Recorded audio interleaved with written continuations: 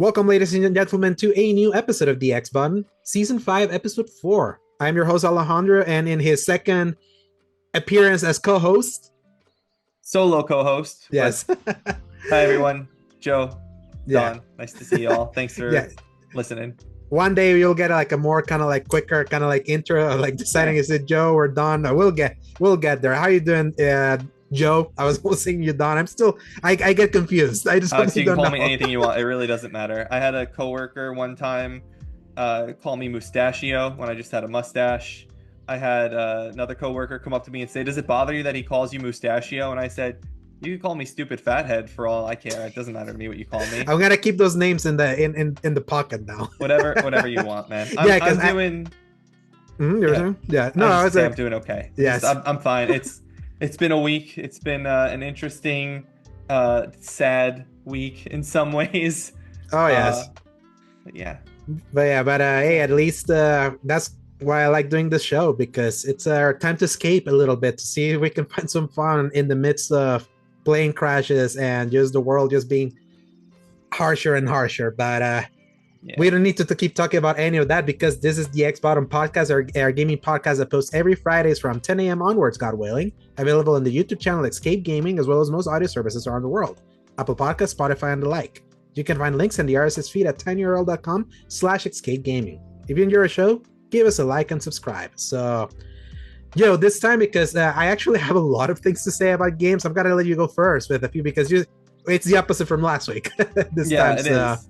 So you have an announcement to say in the show that was also tweeted out, and we posted it over at SG, over at Blue Sky. So I do have an announcement. I am officially the reviewer of Avowed from the Pillars of Eternity universe to developers Obsidian Entertainment, published by Microsoft, Xbox Game Studios.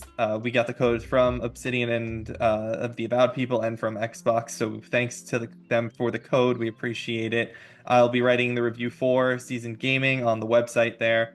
The review goes live. It goes live in a couple of weeks. The actual February date 13th. is February 13th at 6 a.m. Pacific time and 9 a.m. Eastern.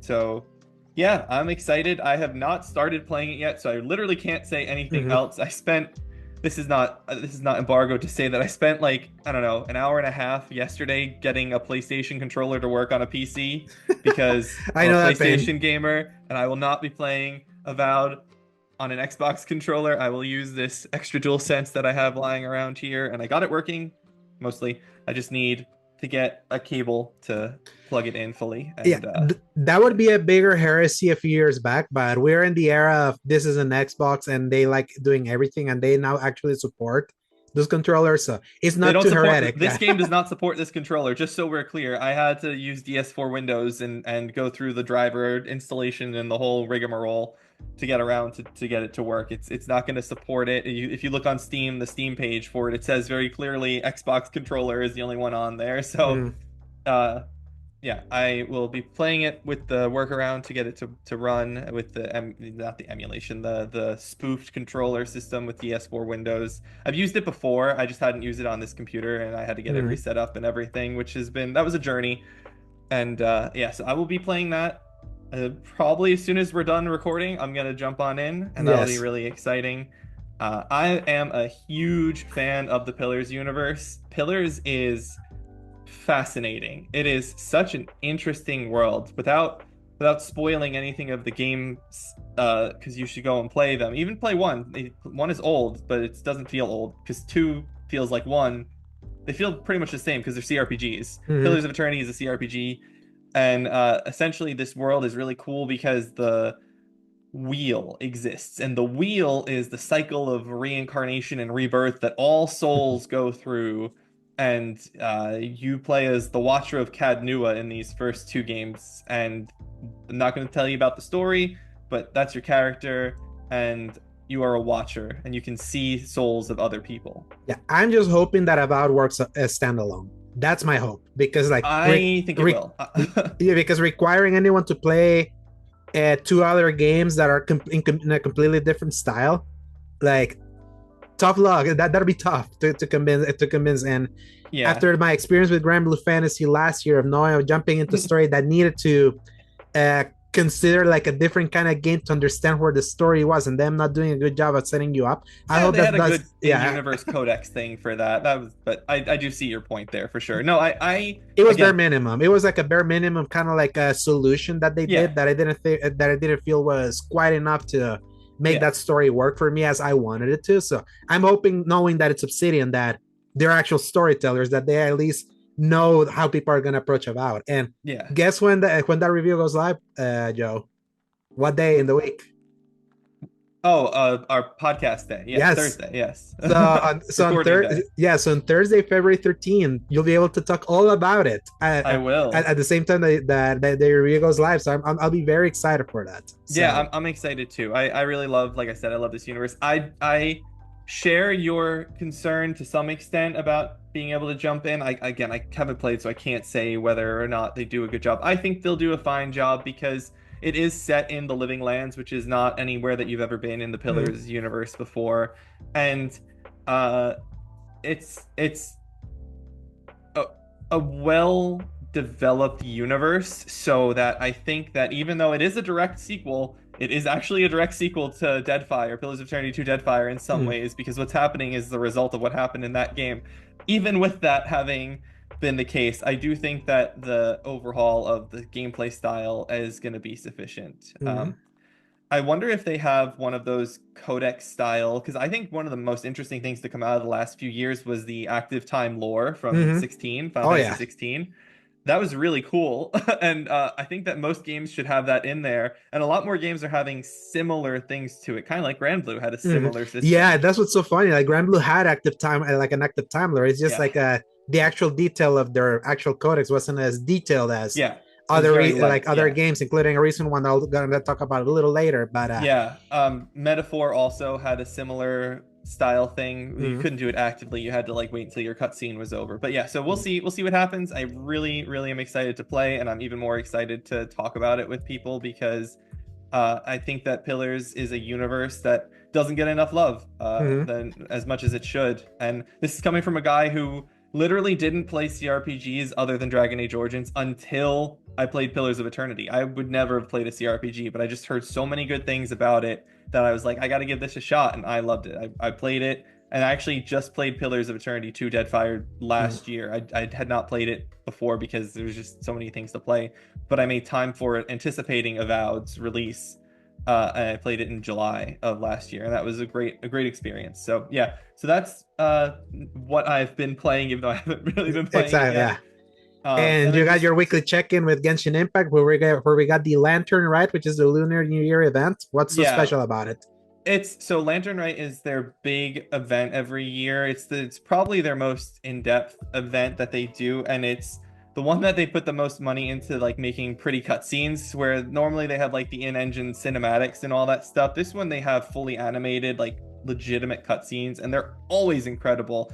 The Lantern Rite's first year event is the thing that made me say I wish that Genshin was a full single player game that wasn't this online thing. Like that's I wish they had put that kind of money into the whole game because it's so cool how they do it. And Lantern Rite is just really nice because it's when they also give you a lot of free wishes. You get like 10 or 20 free wishes just by like logging into the game each day to get characters. Wishes are how you get the characters in the game. So I just had to give a shantern a shout out to Lantern Rite as a thing because it's a fun story and it's always well designed and fun little mini games and stuff. So I just like to shout that out because it's cool and I really do love Genshin.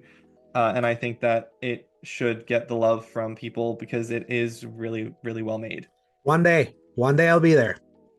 It's Yeah, just my not if you keep up the type of list you have going this week. exactly. Yeah, that's But the difference. And then finally, you play more of Crusader Kings yeah, I 3 that did. you So they we, talked a we lot about last week. So I did. Yeah, just no. So knowing that I had the Avowed review coming up, I didn't want to get too in depth into anything else. So I decided to do my best to finish off the Crusader Kings game and that I've been playing for a while. And it's so funny to me, this game, because there are achievements in it, and they're locked to like the Iron Man mode, which means you only get like auto saves and you save when you exit.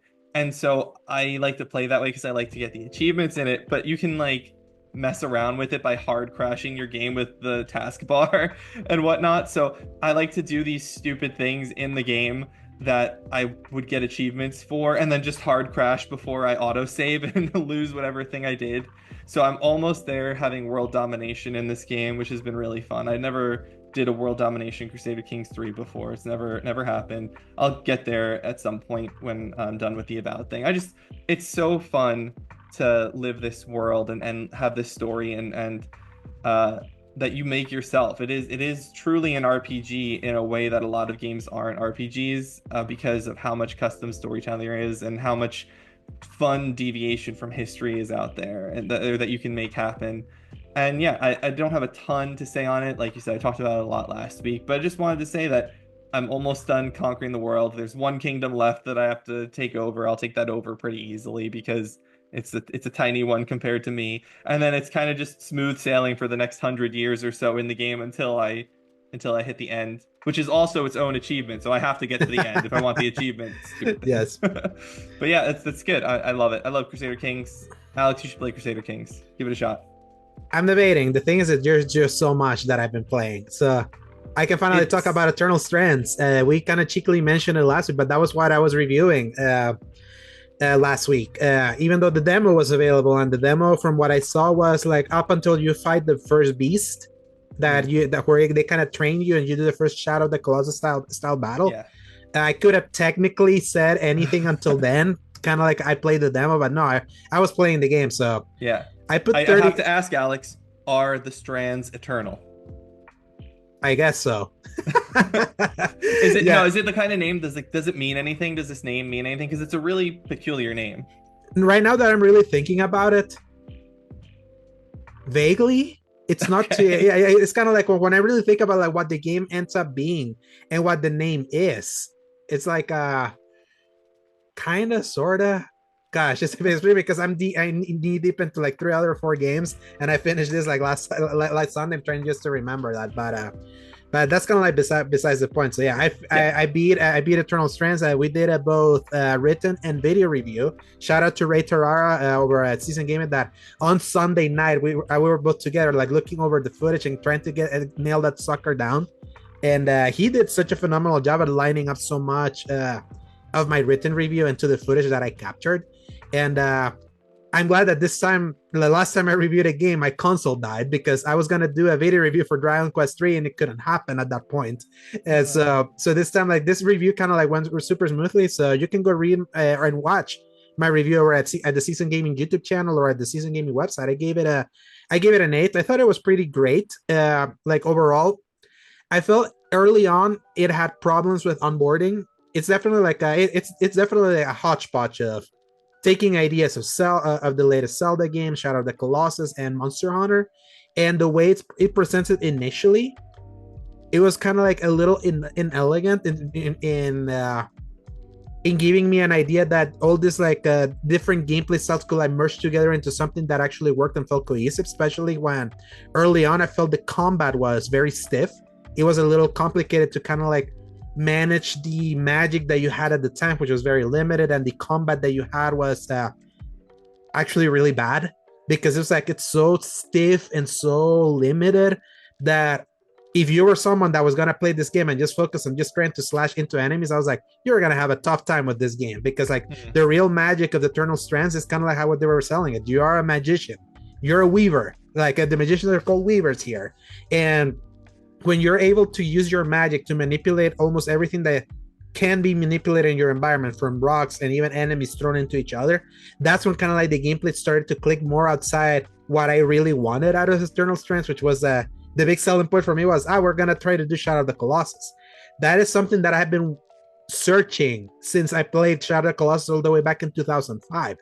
And I briefly got a taste of what doing Shadow of the Colossus badly was back in 2021 when they released Pray for the Gods, which was a more direct kind of like adaptation of Shadow of the Colossus, but with survival mechanics that just made everything so bad and so unpolished that really ruined what I would have loved from a Shadow of the Colossus. Like, I feel Eternal Strands marries its other gameplay styles into a Shadow of the Colossus mold, into a game that actually plays better than Shadow of the Colossus. I feel it's like more intuitive from That's what not you very want. hard to do. Yeah, because Shadow of the Colossus was a very obtuse way back. It's a 2005 game that Yeah. retained its obtuseness in the 2018 version, which I assume is the version you played. Yeah, that is the version I played. How do you feel that the Shadow of the Colossus comparisons are for something like Dragon's Dogma? Because you are climbing big, beasts and attacking it. Obviously, they're not as big Yeah, and whatnot, the but size the size is the important thing because yes, obviously, Dragon's Dogma has a thing where you can like jump at an enemy, start like slashing and all that. You yeah. do a lot of that in this one. Like the big thing of Shadow of the Colossus is the fact that it's a David versus Goliath feeling. You're Mm. this tiny person that's like seeing this towering enemy, and you have to bring it down. And Mm. the one thing that the more I played, the more I appreciated was that they actually nailed the Monster Hunter style of boss battle when you're like when you have like a big you maybe have like a big weapon where you're constantly slashing at the weak points in specific areas to kind of bring the health down. Hmm. And it's just in the upgrade tree of how do you upgrade your magic that the Shadow of the Colossus quote unquote puzzle element kind of kicks in. And the thing is that they made it so that when you down the beast the first time, you just have to down it. However you want to do it, just kill it. That's how you get your magic. If you want to upgrade it, you're gonna get a lore book that then kind of gives you like a vague idea that is not really that vague. It's like if you use the logic why it's explained to you, you can kind of see what they're Hmm. saying, and it basically tells you what the weak spots are for you to kind of nail that. And Yeah. if you do what the lore tells you to do to bring this beast down, that's how you upgrade the magic. And I feel like them doing it that way kind of allowed them to have a best of both worlds scenario where it was like for the people wanting the Shadow of the Colossus experience, you can have it there with like the upgrades of magic. For the people that didn't want to bother and rather be more, I'm gonna bring this down just by slamming rocks at the enemy with like that with my magic, Yeah. or shooting my fire or ice or things like that. Like you can do that too. It's just more like if you want to upgrade it, you have to do it the Shadow of the Colossus way. So I was like, Yeah. that's a good way to like allow different gameplay styles to bring these beasts down, especially because unlike Shadow of the Colossus, when you bring them down, in Shadow of the Colossus, when you kill them, there it's over. Like you just move on to the next one. There's a random, there's kind of like a sort of roguelike, but not really like system in this game where a lot of these beasts, when you go back to your base and go out into the world, they will respawn, but in different environments. So that's kind of what allows the upgrade system to kind of take place. It's like, oh, okay, now this Arc of the Living Fire that is going to give me the upgrade for my Fire Big Sword that I kind of want to improve. He's now in this other biome, and in this other biome is like a scorching hot. So I have to be careful of using fire. If not, I'm gonna put myself on fire. I have to use a lot of ice to stay kind of cool. So there's randomization in like the environment for when you fight the boss fights, but the problem is that the boss fights don't change in style. Like for the upgrades, if you have a big complaint of that, is the fact that you have to do this Shadow of the Colossus climb and bring them down one time, like twice in a row with no changes. So it's kind of like tedious. It's like, oh, I have to do it again for the next one, and it's twice. And you have to do it twice for almost every because there's like 9 of them, and there's except with the exception of the final boss, that's the 9th one. But the other 8 ones are like, it's like you kill them, you get their magic, and then you have to find the specific way to bring them down, and that's how you get the upgrade, and then that's it. So I feel they could have maybe added like an extra mechanic for like the 3rd one, so it didn't feel like you're doing the exact same boss fight again. So, and also, and here's also the thing: if you really want to get upgrades and some of the best material when you bring them down, then you don't want to bring them down Shadow of the Colossus South. You want to kill them because killing them normally gives you more material. So the other one, so you do it one way to improve your magic, and then the other way that's more traditional, you do it for the upgrades of your armor or your weapons, whatever you kind of want. And you kind of want to upgrade the armor because it adds benefits to the to the gameplay. Like I focus on upgrading max stamina armor, so that way I could like climb for longer. I didn't feel like I was gonna like fall too easily because early on, like your stamina games is a little too thin that you feel like you're a human gecko. You can climb anything. That's kind of like the Zelda inspiration, and a little bit. Shadow of the Colossus introduced stamina systems, by the way. That's what's funny. But Zelda was the one that introduced the you can climb literally anything because you're a human gecko. So this is more inspired by Zelda. But early on, you don't have much stamina, so it's very easy to kind of fall off. But you can upgrade that really quickly if you find the gear that you find you find schematics like around the world, and in those schematics, then you just have to find material to build it, and then you keep upgrading it with more material that you find out by either killing enemies or just like slashing at certain boxes that you find or certain chests that you open and things like that. And even you can get improved material by killing enemies with like an affliction, like, oh, if you freeze this wolf and kill it while it's frozen, you're gonna get a better material for this, or vice versa. That's doing cool. it That's like the Red doing it. Dead style, like shoot him Mhm. in the one spot to get the higher quality pelt. Exactly, yeah, it's Yeah. kind of like that, but in a more cartoony way. Yeah. So it sounds complicated. The thing that I actually like is that the more I played, the more I realized that it's very simple. Mhm. They actually tuned it very right for it to be addictive but not overly complicated. And I feel that's so right in trying to get you like Yeah. into a loop of constantly wanting to do it over and over and over and over and over again. I feel that added an extra 10 hours to my playtime just doing that. And I really had to like because I really went down that rabbit hole. Like, I want max armor, I want the max strength for my weapon, because this way, like, the combat, it allows the combat to feel more fun by not having to slash so often and make it feel like I'm not making any Right. damage to enemies. But with stronger weapons, I get to like slash them twice and they're done, and it's actually really cool that way.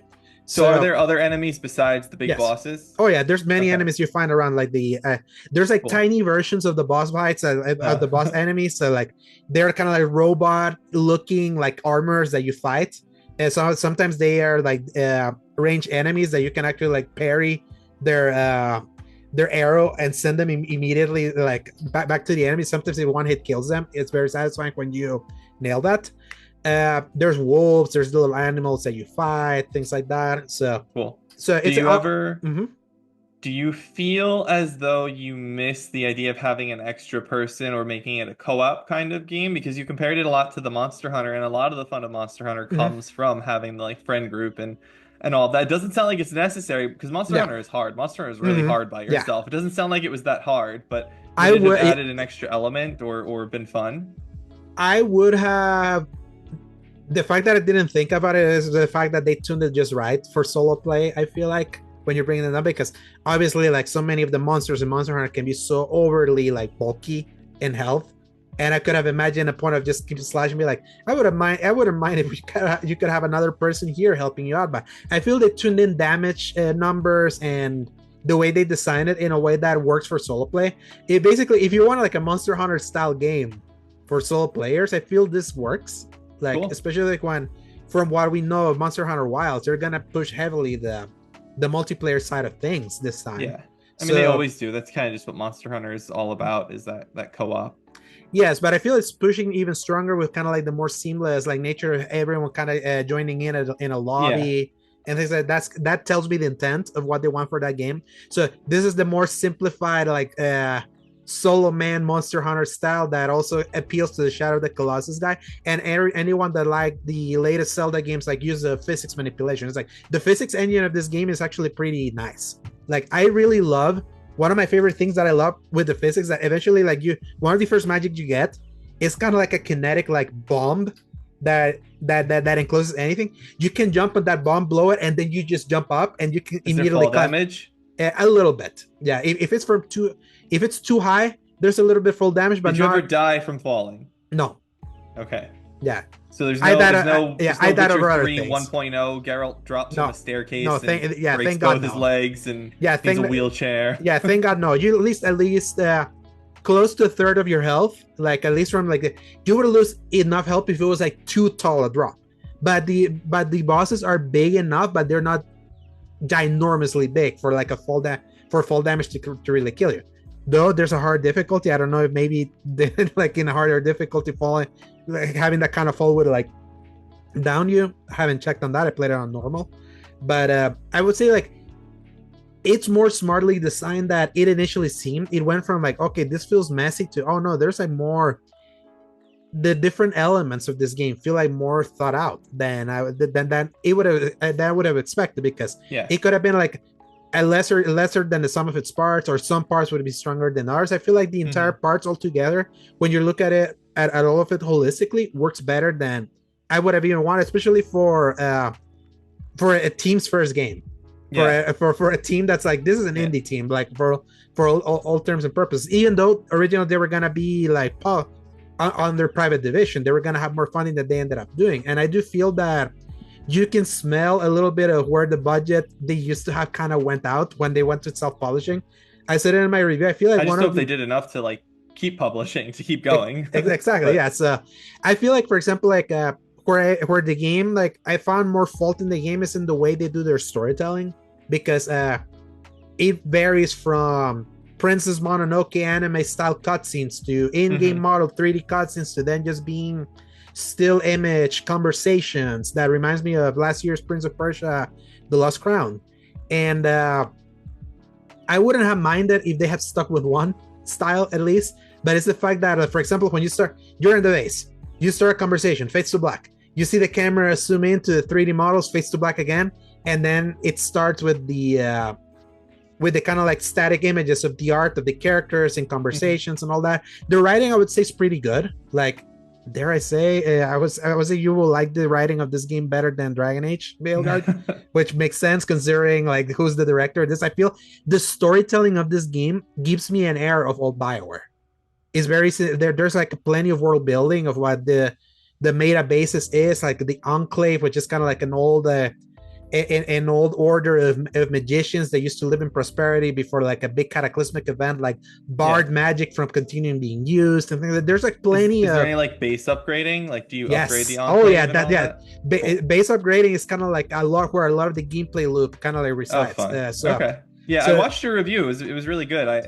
I mean, I was already sold on the game because it is Mike Laidlaw behind it anyway. I own it. It's downloaded. I haven't played it, but yeah, that's really exciting to hear. I didn't know there was base building and whatnot. So yeah, basically like you upgrade your base. So like there's someone that when you upgrade, you get the crafting material. With the other upgrade, is gonna give you is gonna unlock more materials for you to kind of like loot when you're out in the world and things like that. So it's like there's a little bit of Assassin's Creed 2 Villa upgrading. oh, nice. It reminds Love me it. kind of, it reminds me kind of that. So, and I would say it's also where the majority of the storytelling kind of comes in. Like, this game is very lore focused, but when it comes to like main plot, I feel like this game kind of falls into that. The story is more about your relationship building with your comrades, with your Weaver band that came into like this world because they're trying to find a place for people that use magic that can no longer use it like out in the world because it's been shunned by societies. And the more you like explore this, it's called, ironically, it's called the Veil, the place where you are. Which it's so funny. I found that really funny, and to the game's detriment that it uses so much terminology that we've seen in other fantasy games recently, that when you hear it here, it's like, really, you couldn't have thought of like a different name for this. I mean, there's only so many words, you know. Exactly, yes. Like, not their fault that other people came first before them, but I feel like their writing felt very sincere. There's like you can have plenty of conversations with a lot of people. It's like there's like dialogue trees and all that. You don't do decision making. Like, it feels like you're doing decision making, but it reminds me more of like Horizon, that you pick like the three tones that Aloy kind of like answers to, but they don't kind of like change the story like you would expect, but kind of gives you an idea of making your main character Bryn feel like you can define what her personality is with the team, even though it doesn't really affect anything. It's more like a coloring book. You're coloring the same story that everyone was gonna experience, like in your own ways. It's kind of giving you a little air of that. And I just notice it more because I know who's over this team, so I kind of know where some of the spirit kind of like kind of comes from. Yeah. But I think a sequel would be really cool. Like, I feel we talked. It's so funny because we're gonna do the pretty soon in Season Gaming. We're publishing our favorite games of all time. I actually went to see yours, and you mentioned the Assassin's Creed 2 thing. How like that game was like so. Oh, did you read my? Piece? I went through everyone's because I wanted to see like and it's funny that you have the same thoughts of Assassin's Creed 2 like that I have with this was the sequel that defined how we define like, oh yeah, this game's about is about to have its Mhm. Assassin's Creed 2 moment of they had a solid Yep. idea at first, and then they blew it up in the second one. And I feel like they did the hard part with this one in trying to make all three separate gameplay systems from their inspirations work in tandem. That I feel like if this game is successful, and I pray it as well, it does well for them, that building upon this, like with better confidence, like I can see something really special for like their next game. Because from their lore, the things that they introduce, like near the end of the game, sets it up well for like where things can go for like the story that they're telling, like what the bad guy of this thing ends up being. That is okay. There's like something grander here that they're playing. Is just you waited too long to really like give it focus, and then you end it in a way that's like, oh yeah, we'll deal with that if we do a sequel. So see you next time. I really hope they do. I hope they do. I haven't seen any talk of sales or anything, but it only just came out 2 days ago. I did not see anything negative. There didn't seem to be any like hate campaigns organized. What I find really interesting is that I think this had a 78 on OpenCritic from the last time I checked. I haven't checked since then. A lot of the content creators that don't reviews that don't put their reviews in Metacritic, a lot of those were loving this game. Yeah, 75 on OpenCritic now. So it went down. So it went down. So yeah, it says 60% of critics recommend. Oh, I have to raise a thing right now. Wikipedia. You know, you go to Wikipedia and it tells you like the critic averages, and then it's like this is the Metacritic, and then it'll say this is the OpenCritic. Wikipedia is wrong. They will tell you how many of the critics recommend it in percentage wise. So this 75 OpenCritic game on Wikipedia would say it has a 60% because 60% recommend it. And that is wrong and should be changed. And I tried changing it a whole bunch of times on Dragon Age the Veilguard just because it looks so bad to see it say it's got like a 65 or whatever, a 60, and when it actually has like a 79 or something. And it's and it just someone's always changing it back. I'm like, you guys are wrong. So don't trust Wikipedia on this one. Yes. So that's all right. Like when it was like in the high 70s, I was like, this sounds about right of what it is, because it's pretty solid. Like to me, like giving it an 8 is a kind of around like if when you round it out with averages that like it's got a 69 on Metacritic right now. So yeah, that's way too low. That's definitely too low. But I also kind of, here's the thing, like I can imagine the early hours, early on, could be like a massive turn-off. That's because the PS5 version is low. It's got 77 on PC and a 77 on Xbox. Okay, that's what it is. So yeah, so the PS5 is lower. Yeah, so 77 sounds about right. I would say like we're so strange. It's got 21 reviews on PS5, which is more than Xbox at 9, but 14 on PC, and Xbox and PC are both at 77. So yeah, it's the people that's kind of why I hate Metacritic, because Metacritic does their weighting system where they give more weight to like to a specific outlet, where like they could swing like what happened with Jim Sterling when. Jim Sterling, right? The swung on Breath of the Wild, swung like very strongly, like the average is many games, including recently what they did for Alan Wake 2 and Dragon's Dogma 2, that they gave Alan Wake 2 a 4, that brought that thing down to like an 87, and then like Dragon's Dogma 2 that they're 3. Dragged down its 86 to like an 84 or something. I don't remember what it was. Like it's from an 89 to an 86 for where it ended up landing. So there's people like that just weigh, they give that weight, and that's why I love OpenCritic more, because there's no weight. That's a true average of everyone. OpenCritic is good. I just wish that Wikipedia accurately represented it, but but that's a rant for another time. Exactly. So yeah. So it sounds like Eternal Strands is great, and I'm super excited to get from to very good to great. I would say like cool. when I hear a game that the other reviews, like if you see like a high 7s, sounds about right for me. Like this hit me like if you nail a Shadow of the Colossus style and you nail it well, and then you do other types of games well together, you're doing pretty well in my book, basically. Yeah. So and I feel there's just something here that kind of like I said, not perfect. I kind of wish it committed more to a storytelling style. I wish the story like in a grander scale, like didn't wait until near the end to tell me like if there's any future for this franchise besides kind of like your relationship with your Weaver band.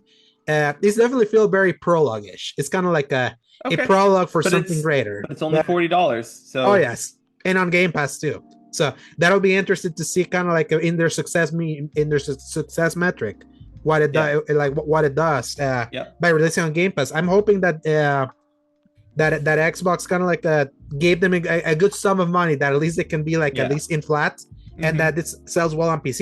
And yeah, it's very positive on PC right now. Like in some of the Yeah. reviews from what it checks. Good.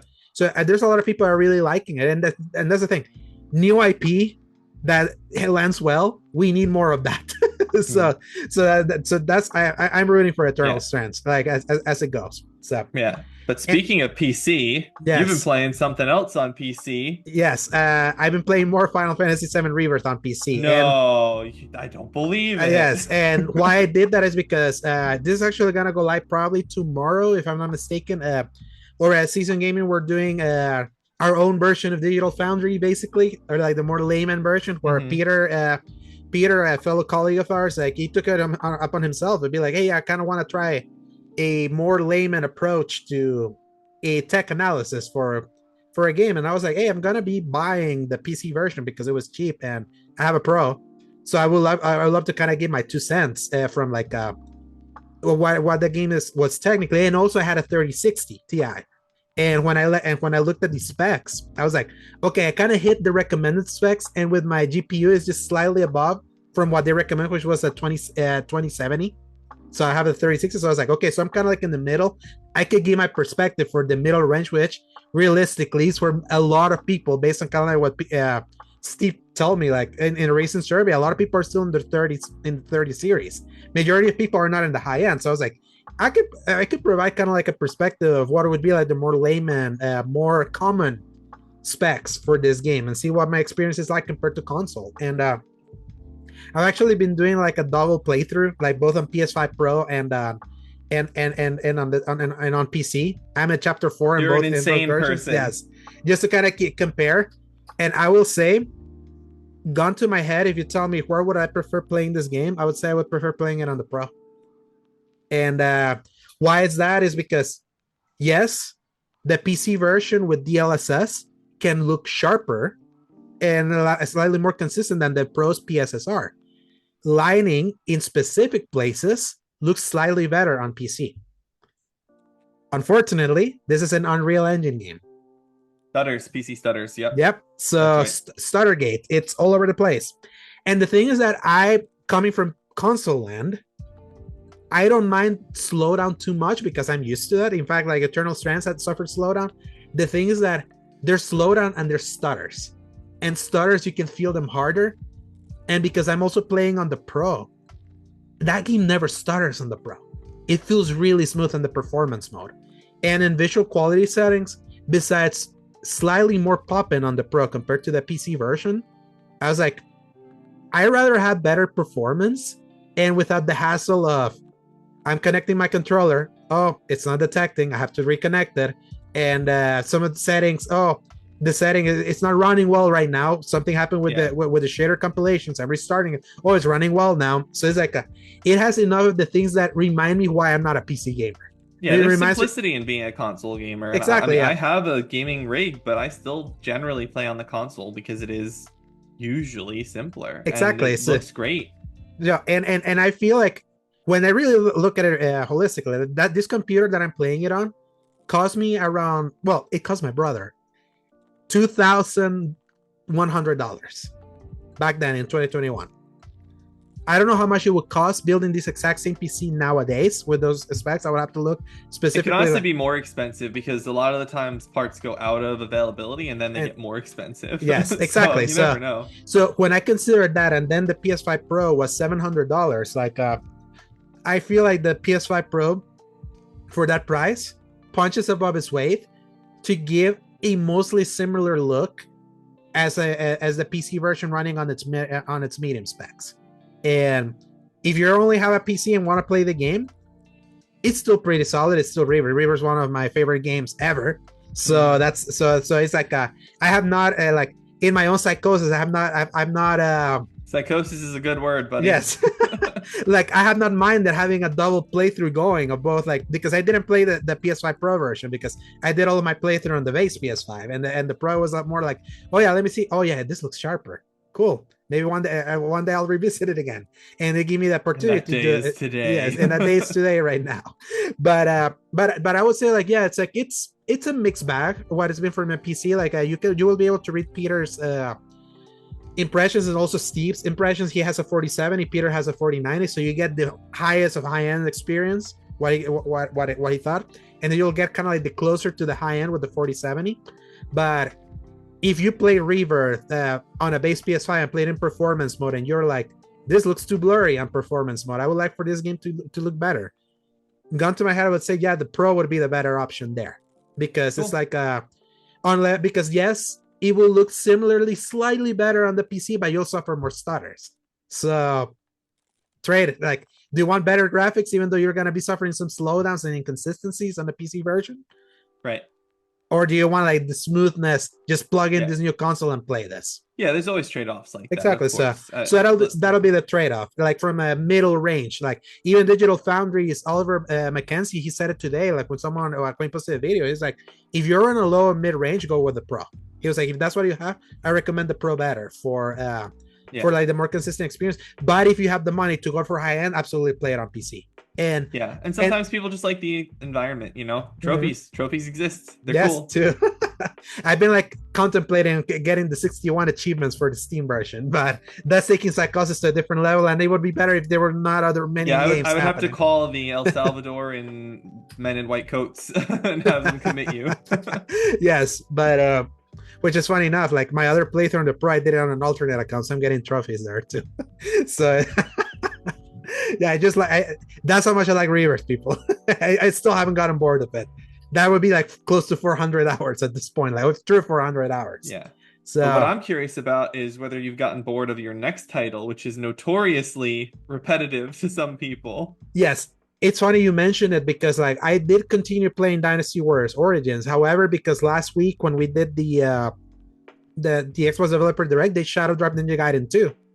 So I was like, I've been also playing that. Dynasty Warriors Origins is the game I play when I really don't want to have any friction with difficulty. I just want to like slash at enemies and play 2 or 3 levels that are just slashing and slashing and slashing and slashing. Sure. My opinion is still remains kind of the same as it was last week. It was like a more involved Dynasty Warriors experience than I was expecting, but it's also one that I cannot take like in huge chunks. So then after like I get my fill, I go back to Ninja Gaiden 2 Black. With Ninja Gaiden 2 Black, like it's the game I started playing immediately after I finished reviewing Eternal Strands. I played Ninja Gaiden 2 back on 360. I rented it. I never finished it. And then I also briefly played Ninja Gaiden Sigma 2 on PS3. This game is definitely a marriage of the previous 2 versions of Ninja Gaiden.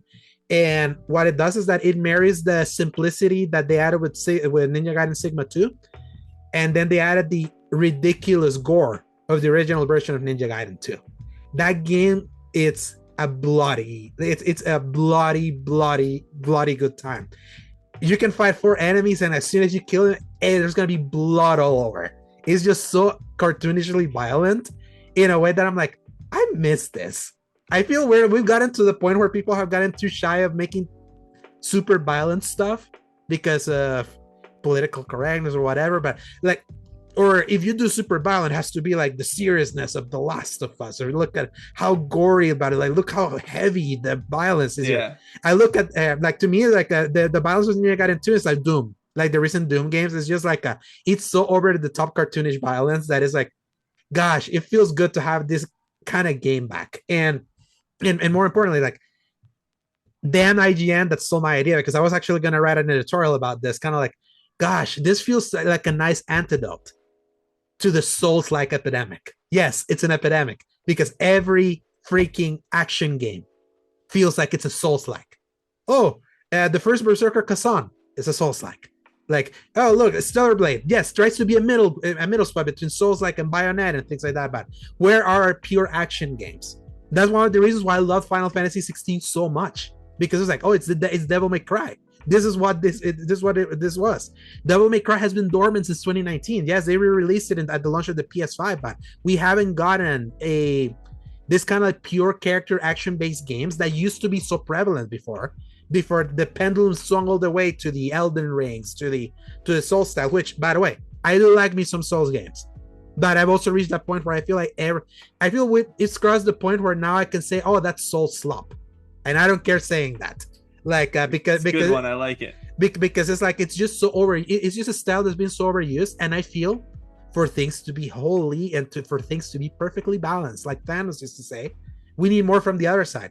And the things that knowing that Ninja Gaiden 2 Black shadow dropped this thing on Xbox, and by the way, like I also bought it on PlayStation because it had pro enhancements, so that's always gonna be a monkey's paw situation for me, like as an Xbox owner, because yes, a lot of those games that I have available on Game Pass, they're also launching on PlayStation. I have a pro, and when it's You pro could always just sell the Xbox. Oh no.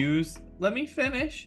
Sell the Xbox, cancel the Game Pass Ultimate stuff because that's too expensive, and then just play everything on PC and even get the Game Pass on PC because it's like $8 a month cheaper.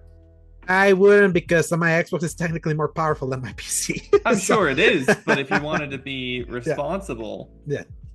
It's a good thing that I have a arrangement with Paul where we pay half and half for Game Pass. It's pretty cheap for me. so that helps me. But don't let Microsoft know. I mean, they literally refund completely people that pay for a month. So yeah. I don't think they care. They only care about like boosting up their numbers. But besides the point, but here's also what's funny. Like I feel like the games the pro enhancement label is kind of like a little bit of a misnomer. It seems like from what I've been reading around, what makes that game pro enhanced is that it runs better at 120 frames than on Xbox. I don't have that, so I'm playing it in normal 4K, and the games look literally the same next to each other. So the only difference is that I'm earning trophies. I'm playing on the PlayStation controller. Though I would say that I feel Ninja Gaiden 2 actually feels better like in an Xbox controller than it does in a PlayStation because of the button configurations. You have to dodge with the L1 and here, and I feel it just feels better than having the two sticks here and over here. Like it just feels better in my control. It just feels better in my controller. So I'm playing it on both systems, just kind of be like, I want to see if there's actual differentiation of this. But I also did it to kind of like we say, I want to support. Like I said, I wanted this. I'm putting my money where my mouth says with Ninja Gaiden. It was $50. Yeah. So I was like, yeah, I'm glad, especially with Ninja Gaiden 4 coming later this year. Lost Souls Aside also coming soon. Phantom Blade Zero, them clearly saying all the time, this is not a Souls-like. I love that. I'm loving that. It's like they know that there's so many people are getting tired of hearing everything as a Souls-like. Did you watch the Year of the Snake trailer they did? Yes. Yeah, it was a good trailer. Yeah, so I was like, I'm hoping it releases this year too, because it's like it feels like every ninja or kind of like a samurai type game is going to release this year. It's wuxia, it's Chinese, but yeah. Yeah, so it's kind of like getting outside kind of the technicality. You look at all these games like, oh yeah, they're samurai games, despite them not being samurai games. Yeah. But what's funny is that playing Ninja Gaiden 2 Black made me also go back to Rise of the Ronin for one specific reason. There's Ninja Gaiden stuff in Rise of the Ronin. Oh yeah. Yes. So I was like, I'm in the mood. I'm playing as Ryu Hayabusa in Ninja Gaiden 2. There's a way to unlock his moveset and his costume officially in Rise of the Ronin. So I'm gonna play that and feel like I'm playing a Ninja Gaiden open world game. So I've been kind of like doing that. I'm like, okay, I'm getting my Rise of the Ronin is harder though, right? It's a more difficult game than Ninja Gaiden 2 Black. Similar. The thing is that Rise of the Ronin has like difficulty you can adjust like on the fly. Is there no difficulty in Black? At the beginning, and then there's kind of like a god mode that you can enable permanently if you don't want to keep doing it. So it's more I keep it more normal because it's like it's a more straight action game. It's like Ninja Gaiden 2, it's a linear game with some exploration. So it's very old school. It's like it feels nice because I made the joke, oh, I would love my 15 to 25 hour games to keep coming, but lo and behold, every game that I like also is super long. So I'm damned either way. Yeah. So, but having a short game like Ninja Gaiden 2 Black can be beaten between 9 to 12 hours. Like it's replay value. It's in like going back to New Game Plus with the different weapons and doing the challenge modes and all of that. So it's giving me kind of like that old school like dopamine hit of just like straight up mashing and building combos and things like that. And Rise of the Ronin is like it's giving me a little bit of Ubisoft open world slop checklist, like simple, but with not everything is slop, Alex. Some things are good. The Ubisoft checklist, my open world formula is slop. So at this point, so but what I like is Rise of the Ronin is like 2013 Ubisoft, not later. So it's like it's more old school better in its design. So a lot of people docked it for that, but to me that's kind of nice because it's manageable. Like it's not like super massive. So Yeah. those have been. So That's a studio. Yes. So I'm rotating between those 3 games right now, which is so funny because they're all kind of similar in theme. But it's like as soon as I get slightly tired of one, I switch to the other one. If I and I'm keeping kind of like that rotation, so it remains fresh. And I was gonna say one last question. Between those 3, which do you prefer? Ninja Gaiden. Yeah, Ninja Gaiden 2 Black is like that. It's a more awesome one. But I would say Rise of the Ronin is the weakest one of the 3. I would say like it would go to Ninja Gaiden 2, Dynasty Warriors. Dynasty Warriors is stronger than Rise of the Ronin. Yeah, I think it's just fascinating. It's just stronger. And the thing again, one is open world slop, the other one is not. So Dynasty Warriors tried its open world slop. I guess, and it didn't work. Dynasty Warriors 9. So. Yes, and it didn't work. And then this one has like the overworld map, which is funny, but it's more direct. It's a more direct game where it's just about kind of like the levels, and I prefer myself the level stuff. I'm old school. So, and it's because we get so many open worlds, and I'm trying to like at least I'm trying to get Rise of the Ronin out of my console because it's 97 gigs. So so now that I was like, oh, I have in the Ninja Gaiden mood. This has Ninja Gaiden stuff. I would love kind of like that idea if I'm an open world Ninja Gaiden with the Ryu suit and the style. Literally, like I opened the style yesterday. I'm getting this close to getting the suit. The movements are literally the same. Perfectly the same. It's like I'm playing Ninja Gaiden. So it's like Team Ninja was slick and perfectly recreating the Ninja Gaiden specific way he handles the sword movement and does like an up and down thrust and things like that. It's so perfectly like in tune with what you know of Ninja Gaiden in their previous games. So yeah, so I've been enjoying that time. And this is to be clear, I don't know anything about Ninja Gaiden, so you is the listener, not me. I know, so that's kind of what I'm mentioning it. But if you're interested, like what's funny is that on Game Pass right now, there's the Master Collection, which is Ninja Gaiden Sigma 1 and 2 and Ninja Gaiden 3 Razor's Edge. You can play that, and then you can also download Ninja Gaiden 2 Black. So if you're on Game Pass, give them a try. I highly recommend, especially if you want character action based games. If you have not played them, play these for sure. So, and funny enough, Rise of the Ronin is coming to PC soon, and that was like and that was one of the reasons why I also went back to it. Oh yeah, it's coming to PC. Oh yeah, I should finish. I'll get there. I do want to try Rise of the Ronin at some point. Yeah, I think you're like it. No, interesting. The story is really cool, and it actually has decision making. That's that's one area that I have to give it to. Rise of the Ronin is more involved than I was expecting. So yeah, cool. And with that, Joe, there's plenty of topics that have happened since the last week because now we're knee deep into the year, so bunch of stuff happening. We're gonna start with the big one that is of my great interest. Story number 1 by Chris Scully over at BGC. PlayStation names new sole president and CEO as Hermen Hulst takes studio's role. Last year it was announced that Hideaki Nishino and Hermen Hulst would replace Jim Ryan as joint CEOs, with Nishino appointed CEO of SIE's Platform Business Group and Hulst, who was previously head of PlayStation Studios and Guerrilla Games, becoming CEO of its Studio Business Group. Now Sony has announced that as of April 1st, Nishino will become president and CEO of Sony Interactive Entertainment as a whole, as well as his continued role as CEO of the Platform Business Group. Hulst will continue to serve as CEO of the Studio Business Group, but will now report to Nishino. Sony Group President, COO, and CFO Hiroki Totoki, who had been serving as chairman of SIE with Nishino and Hulst reporting to him, will now step down from the role to become president and CEO of Sony Group, allowing Nishino to lead SIE. So I made the joke. I know it's not real, but it just looks that way, that Hermen Hulst was demoted. That's kind of how a lot of people were saying, but that's just kind of like but that's just kind of like just in spirit. But it is funny thinking, yes, when Jim Ryan stepped down, they immediately appointed 2 guys to co-lead. One was going to handle, we're going to handle the platforms, so the PlayStation portals, the pros, and things like that. The one that the guys in charge of hardware and services, only focus on that. And then he was going to be CEO with final say, because that was the point, with final say on handling first party and all of that. And that started on June 1st last year. It's funny.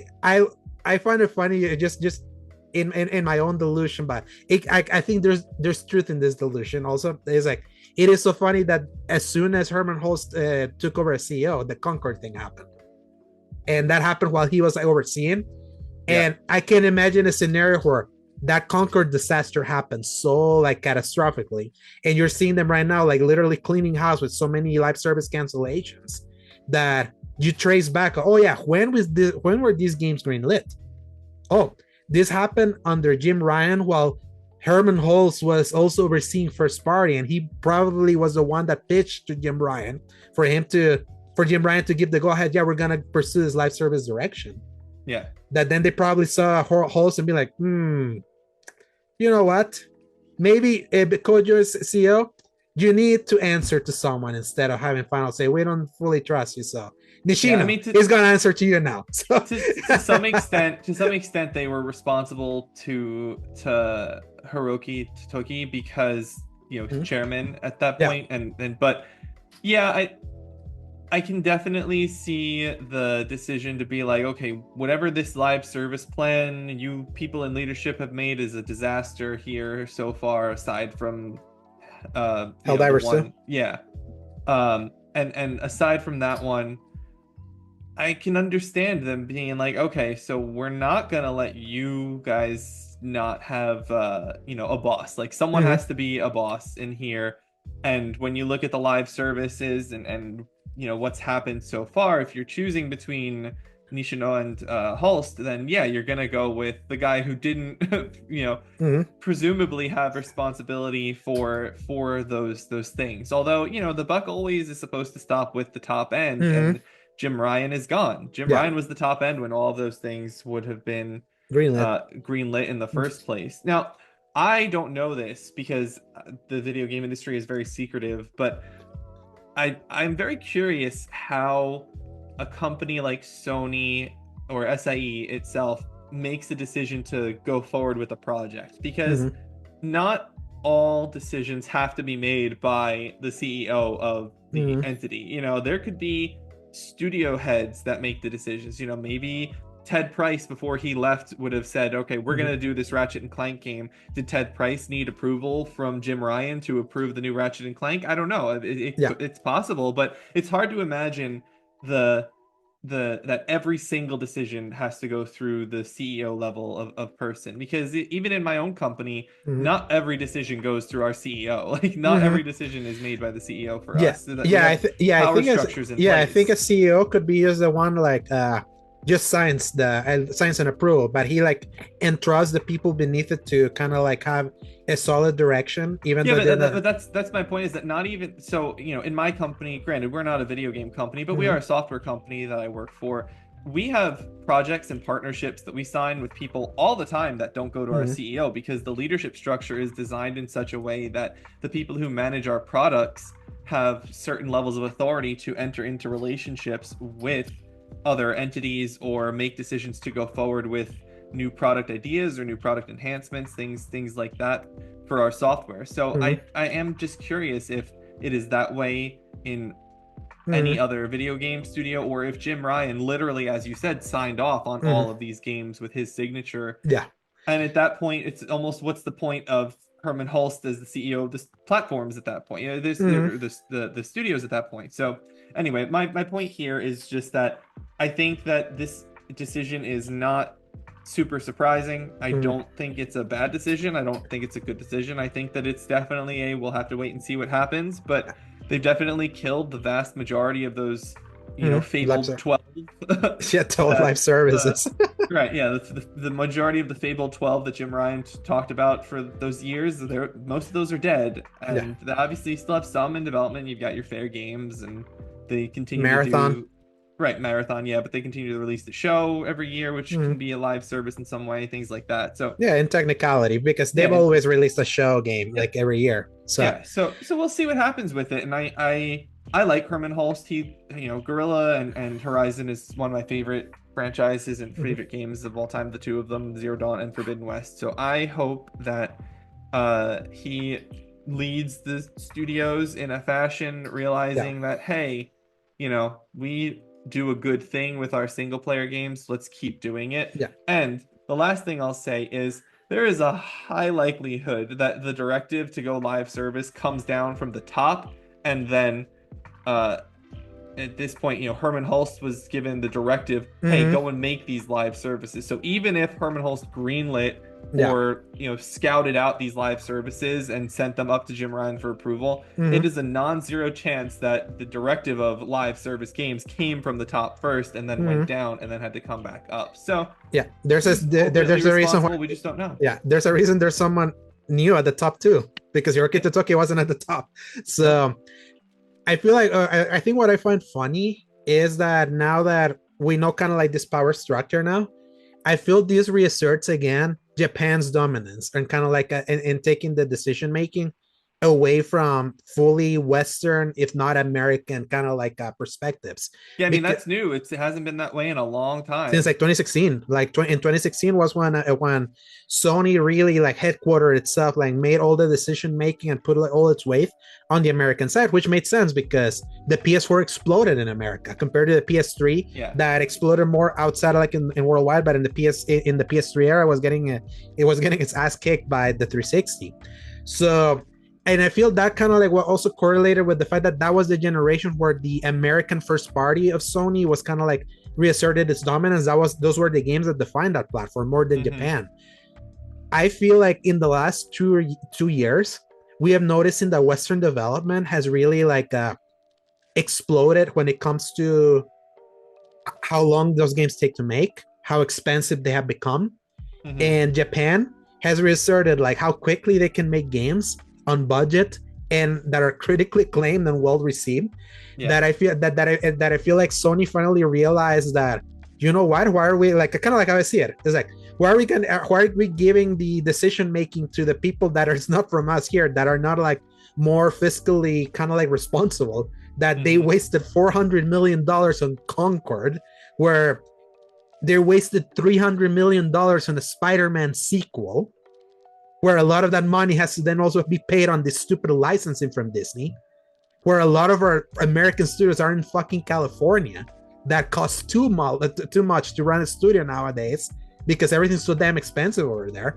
Like, yeah, because I'm in the Sacred Symbols like the Discord there, Hmm. and Gene was mentioning kind of like I was watching like Gene's reaction to the news that Halls was quote unquote demoted. He was like, "Get PlayStation out of fucking California now because I don't want because it's like everything's just too damn expensive." It's like Yeah. that it makes sense because I don't know if you remember when Hiroki Totoki was doing kind of like his little tour in 2024 when he was kind of like talking about that. Yeah, these studios are all creative, but I don't think they're being responsible when it comes to like expenditure.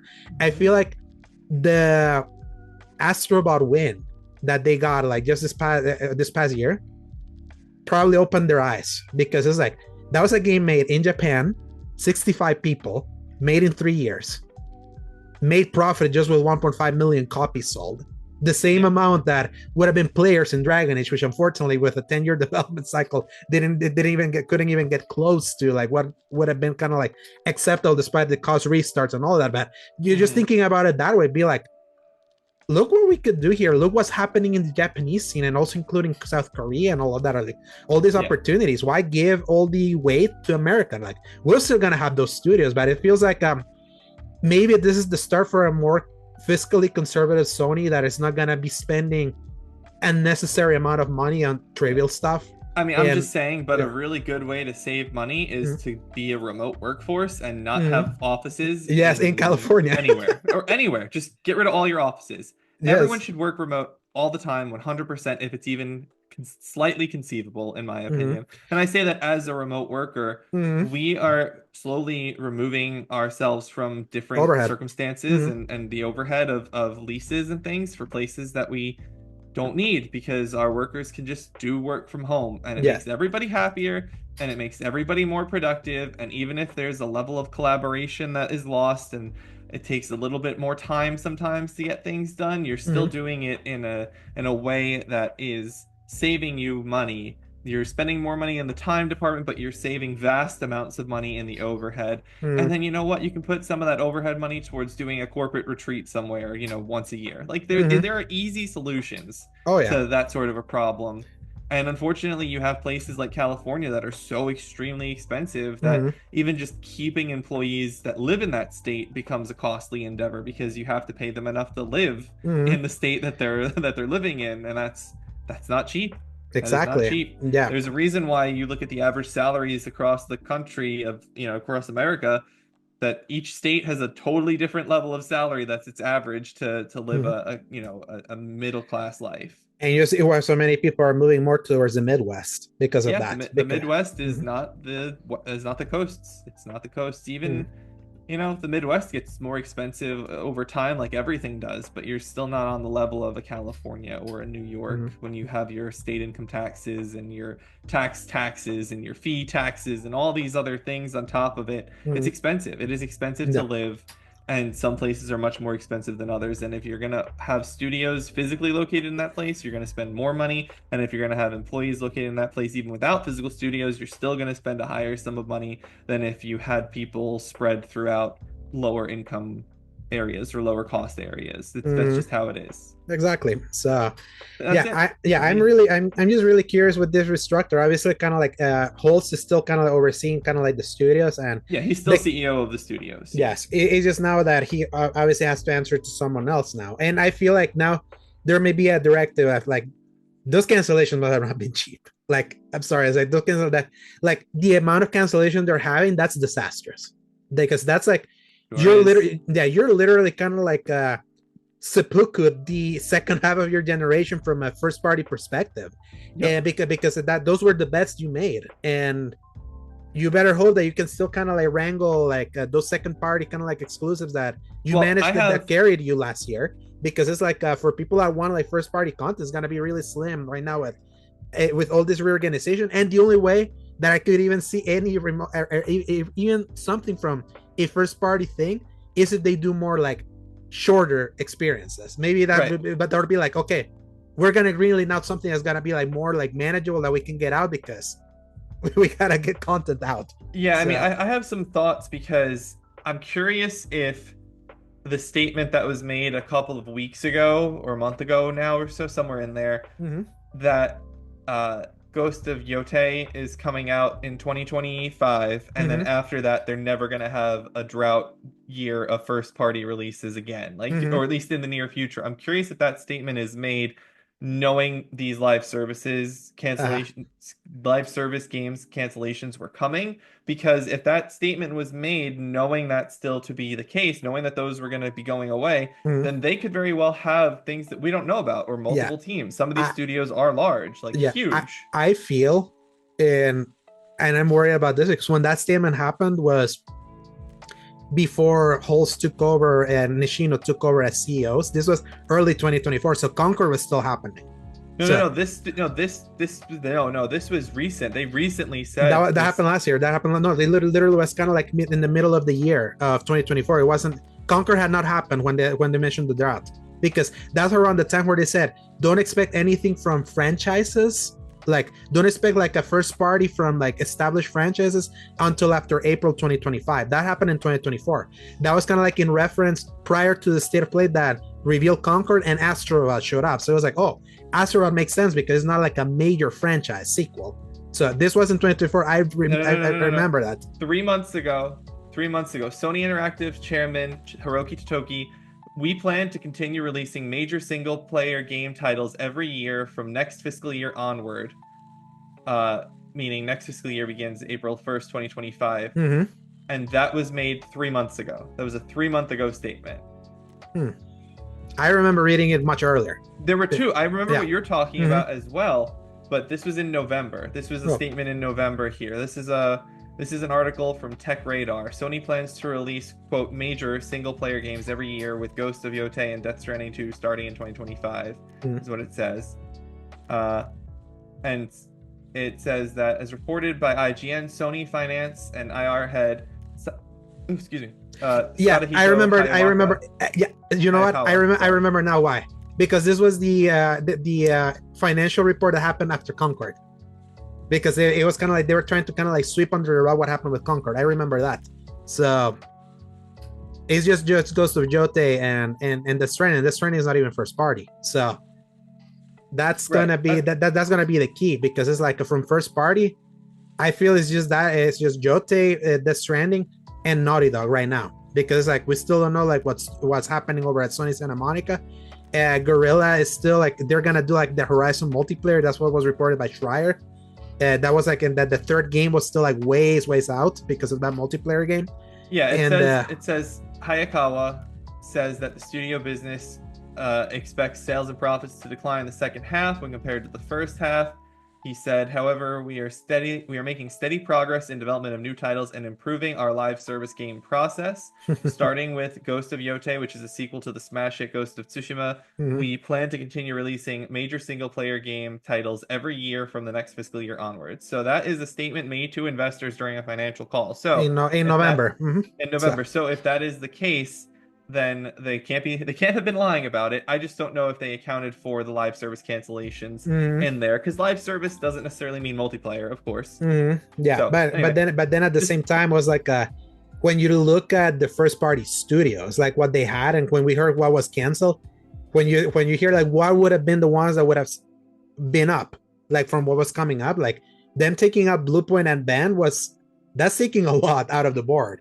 Apple, yeah, it is. It takes two away, but that doesn't account for multiple teams in those studios. Bluepoint could have multiple teams. It's not that big of a studio, but they could have an incubation team. Yeah, that's always a weird one because I've heard like mixed things. So, Bluepoint had 2 projects in development, and they heard a lot of being like, no, they only had the one big project because they're only a 70-person team. So it's like it's not like they have everything. So it's like, okay. Yeah. The point is they have made this declaration in a financial report. So we really, again, it's like with everything else, we just have to see. Sony does what Sony does, and we'll play the games that come out, and we won't play the games that get canceled. And that's really really it. but it's a good thing, Don, Joe, that they don't have to worry too much about putting out their content because their competitor is literally providing them. Because now we know, like in the next story by Christopher Dring, we're also at BGC. Microsoft was the #1 games publisher. No? Sorry, you skipped one if you wanted to go. I thought we were we're going to skip that one and then go back to the other one because I felt it would be a better kind of like follow-up. And we'll circle back to that that other PlayStation one because it's about PC. But Microsoft was the #1 games publisher in the world last month.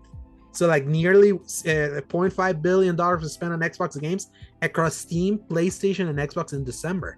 That's according to data firm Ampere, and includes sales of Call of Duty Black Ops 6, which was one of the biggest games over the holiday period. It also includes the release of Indiana Jones and the Great Circle, which launched in December. But it was Call of Duty that delivered the majority of the success. Call of Duty HQ, which includes Black Ops 6, attracted 38 million monthly users in November 2024, Ampere says, which set the game up strongly for December. Microsoft has been putting increased focus on its multi-format strategy, and 64% of consumer spending on Microsoft titles in December was on PlayStation formats. That's so fun. And that is the reason why you saw the announcement that Forza Horizon 5 is coming to PS5 today. Because like I haven't even seen that officially announced anywhere though. It is officially announced. I just haven't seen it. Like I haven't seen a news article on it or anything. You can look it up. Like it's official. So I mean, I believe it. I just because everyone's talking about it, but I just haven't seen it anywhere. I'm gonna look. Yeah, look it up if you want. But that's becoming very. That's officially official. So let me see. I'm alright. IGN. Yeah, I found one here. Yeah, Forza Horizon 5 coming to PlayStation by Matt Kim. The race is on. So the dam has officially broken that one because like we were a fan of Lord Cognito. He always makes the joke of the burger, shakes, and fries. Burger, fries, and shake. Burger, fries, and shake. That is the Forza, Gears, and Halo, like that trifecta. And Forza, it's like one of their biggest successes, like of homegrown successes, and they're bringing it over. If that's making it over, it's like all those rumors we had heard that Halo and Gears are coming over. It's like I don't know. I feel they made it pretty clear. That whole Red Lions thing is like it is for a reason. It's like they're definitely like Xbox is definitely more interested in just being like the biggest third-party publisher ever, and like with this amount of money. Especially when in your own ecosystem, like you're not even selling it that much. It's like you're selling outside. It's like, it's like I don't know how much clearer it can be, and that is good for Sony because because regardless, like Yeah. what many PlayStation fans see is like crap. Like we're getting the games from Xbox, even if it's later. It's like we get everything now. Yeah, and Sony So gets 30% rips on all of it. Yeah. mhm. The most interesting thing to me about this story actually Yeah. is the fact that Forza is primarily a licensed game. I mean, it's Uh-huh. obviously like there's car licenses and all of that stuff. So Microsoft would have had to get clearance from the Forza people first in order to To do this, extend the license. to extend the license, but also new licenses. I mean, I am certain that there is no chance that when Microsoft and Forza, the Forza organization, or any of the car companies negotiated their licenses, they included language in there Uh, about about we you can release this on other platforms. Like that would not have been in there at all because mm, you don't. That's leverage. Like yeah. you don't give that up for nothing. So if you know Forza comes and says, "Hey, we want to we want you guys to release this on other platforms," and Microsoft is like, "No, we're not going to release it on other platforms. We need to release it only on our platform." Then Forza is going to be like, "Okay, then you know you're going to give us extra money," and Mm, so Forza is going to say like, "Oh, you want to release it on the extra platforms now? All right. Well, now you want to give us more money again because you want to increase your licenses that you're getting from us." Like mm, it's it's almost like it would have been a switch, you know. Forza probably would take a smaller amount of money if they knew that they were going everywhere, but now that Xbox is in the position of, "Hey, we kind of need to release this other places," Forza can be like, "All right, now pay up and pay us more." mm. Again, there's a lot of questions about how that would go, good business Yeah. partners and good faith negotiations and whatnot. But It's I can tell you that they had to do a lot of work to yeah. get a Forza game on a whole other platform. Yeah. What's also funny is that I don't know if you remember, like during like the FTC leaks and all of that, when we found out about Indiana Jones, that apparently like originally it was always slated to be like a multi-platform release, I and believe it. then like they reworked the deal with this to be no, we're gonna make it exclusive to Xbox, and then they probably had to Exclusive. re-amend. No, and then they had to re-amend stuff to kind of like whenever they made the decision to start putting the stuff in multi-platform, to kind of like rescind what they had said before. I wonder how those negotiations happen. Or like, okay, you had the original license, then be like, go back to the table. We're gonna make it exclusive, and then have to Yeah, go back again. it's funny. So, I mean, I can tell you that the process that would happen is if Microsoft has a deal with Disney and it says Microsoft is given the right to make an Indiana Jones game subject to all of these different terms, and it's going to be, you know, your limitations of liability, your indemnification, warranties, payments, all of that stuff that you would normally expect a contract would have to have. And then if Microsoft in that contract had said that this game will be released on all platforms and Disney gets X number of dollars from it, Mhm, and then they decide, hey, you know what? We kind of would rather just release this on our platform. They're mhm, going to have to go to Disney, and Disney's going to say, okay, you're going to pay up to do that. This is the money that we want for you to mhm, do that. And Microsoft is either going to say yes or they're going to negotiate it. And then they're going to draft an amendment. And that mhm, amendment is going to say, you know, Section 2 of the contract between Disney and Microsoft is hereby amended by deleting the statement that all consoles mhm. will have access to Indiana Jones and only Xbox and PC will. And that would be there. Now, what would happen if they had to undo it again would be potentially Disney says, okay, well, we'll reduce your cut because you're expanding it elsewhere, but we're not going to give you the original cut because you're keeping a 3 month exclusivity period for yourself. And then that same paragraph, you know, paragraph 2 of the contract, it would say this second amendment to the contract between Disney and Microsoft is hereby amended Section 2 by deleting the old Section 2 and replacing it with new Section 2 that says Xbox will have a 3 month exclusivity window before it's released on the PlayStation platform. And like that sort of like that would be the mechanical process of this happening Mhm. is you would just amend the Yeah. specific section of the contract, and then if necessary the business terms would change, because if Disney and Microsoft were originally having it everywhere, you know, Disney probably was taking like, I don't know, a 30% cut, because that seems to be what Disney's cut is, some sort of Yeah. crazy chunk. You know, Disney says we get 30% of all the money you make from everywhere, and then Microsoft says we actually want to keep it on our platform. They're going to say, all right, we're still getting 30%, but you now need to give us a lump sum fee, or we're Mhm. actually going to take 50% Yeah. now because it's just your platform, and that means we're going to get less money. And then if they met in the middle on the you know the Mhm. second redo of it, it might have gone to be like, all right, you get 40% now Mhm. instead of the 50% because we still have 3 months exclusivity, but then you're going to lose that 10% because it is going everywhere else Mhm. eventually. And that's the kind of thing that would happen in the negotiation process. Yeah. That's why I love having a lawyer now as a co-host. You would know that kind of stuff, and that's kind of like what my mind kind of goes through, kind of Yeah. when we think about this kind of licensing. But Yeah, I mean, I yep. because I deal with that sort of thing all the time. We Mhm. recently signed a contract, and we were like, "Oh, we were not supposed to sign that without fixing this one Yeah. provision." And then it was like, "Okay, well then let's negotiate that provision down." And we Yeah, went back and forth, and we what fixed it. yeah, and what I find interesting, this one we're actually going to do quick headlines much later, but one of those was that Indiana Jones was said to have 4 million players. So Yeah, obviously not saying sold and all that. So it's like yeah, that either tells me, kind of like you were mentioning, that they probably really got that lump sum maybe ahead of time, because it's like knowing the greedy company that is Disney. yeah. It's like seeing that it, because early back in December they were like, yeah, we're happy with the performance, we're looking forward to doing more Indiana Jones or things like that. Yeah, I uh saw something say that Xbox today that there were a larger number of Game Pass subscribers in the last like quarter than there had been in a while. It's like a 30% jump or but something. not giving numbers, that's what's Right, so but not giving funny. right. That's the trick with percentages. Percentages don't mean anything unless you know what the base number that the percentage is based off of Yeah, is equal and to. and when we know about subscribers that ebb and flow, because especially with games, it's like there's going to Yep. be obviously some people that are more aware of like what's in this month. Is this worth a month? And then they lapse or be like, no, I'll come back later. I know we've done that. I've done that with Game Or then they Pass. go and get their refund. Exactly. Yeah. So maybe that's going to happen, because they were very clear when they said 34 million Game Pass subscribers, when after they had merged the Xbox Live Gold numbers Yep. back at the Yep.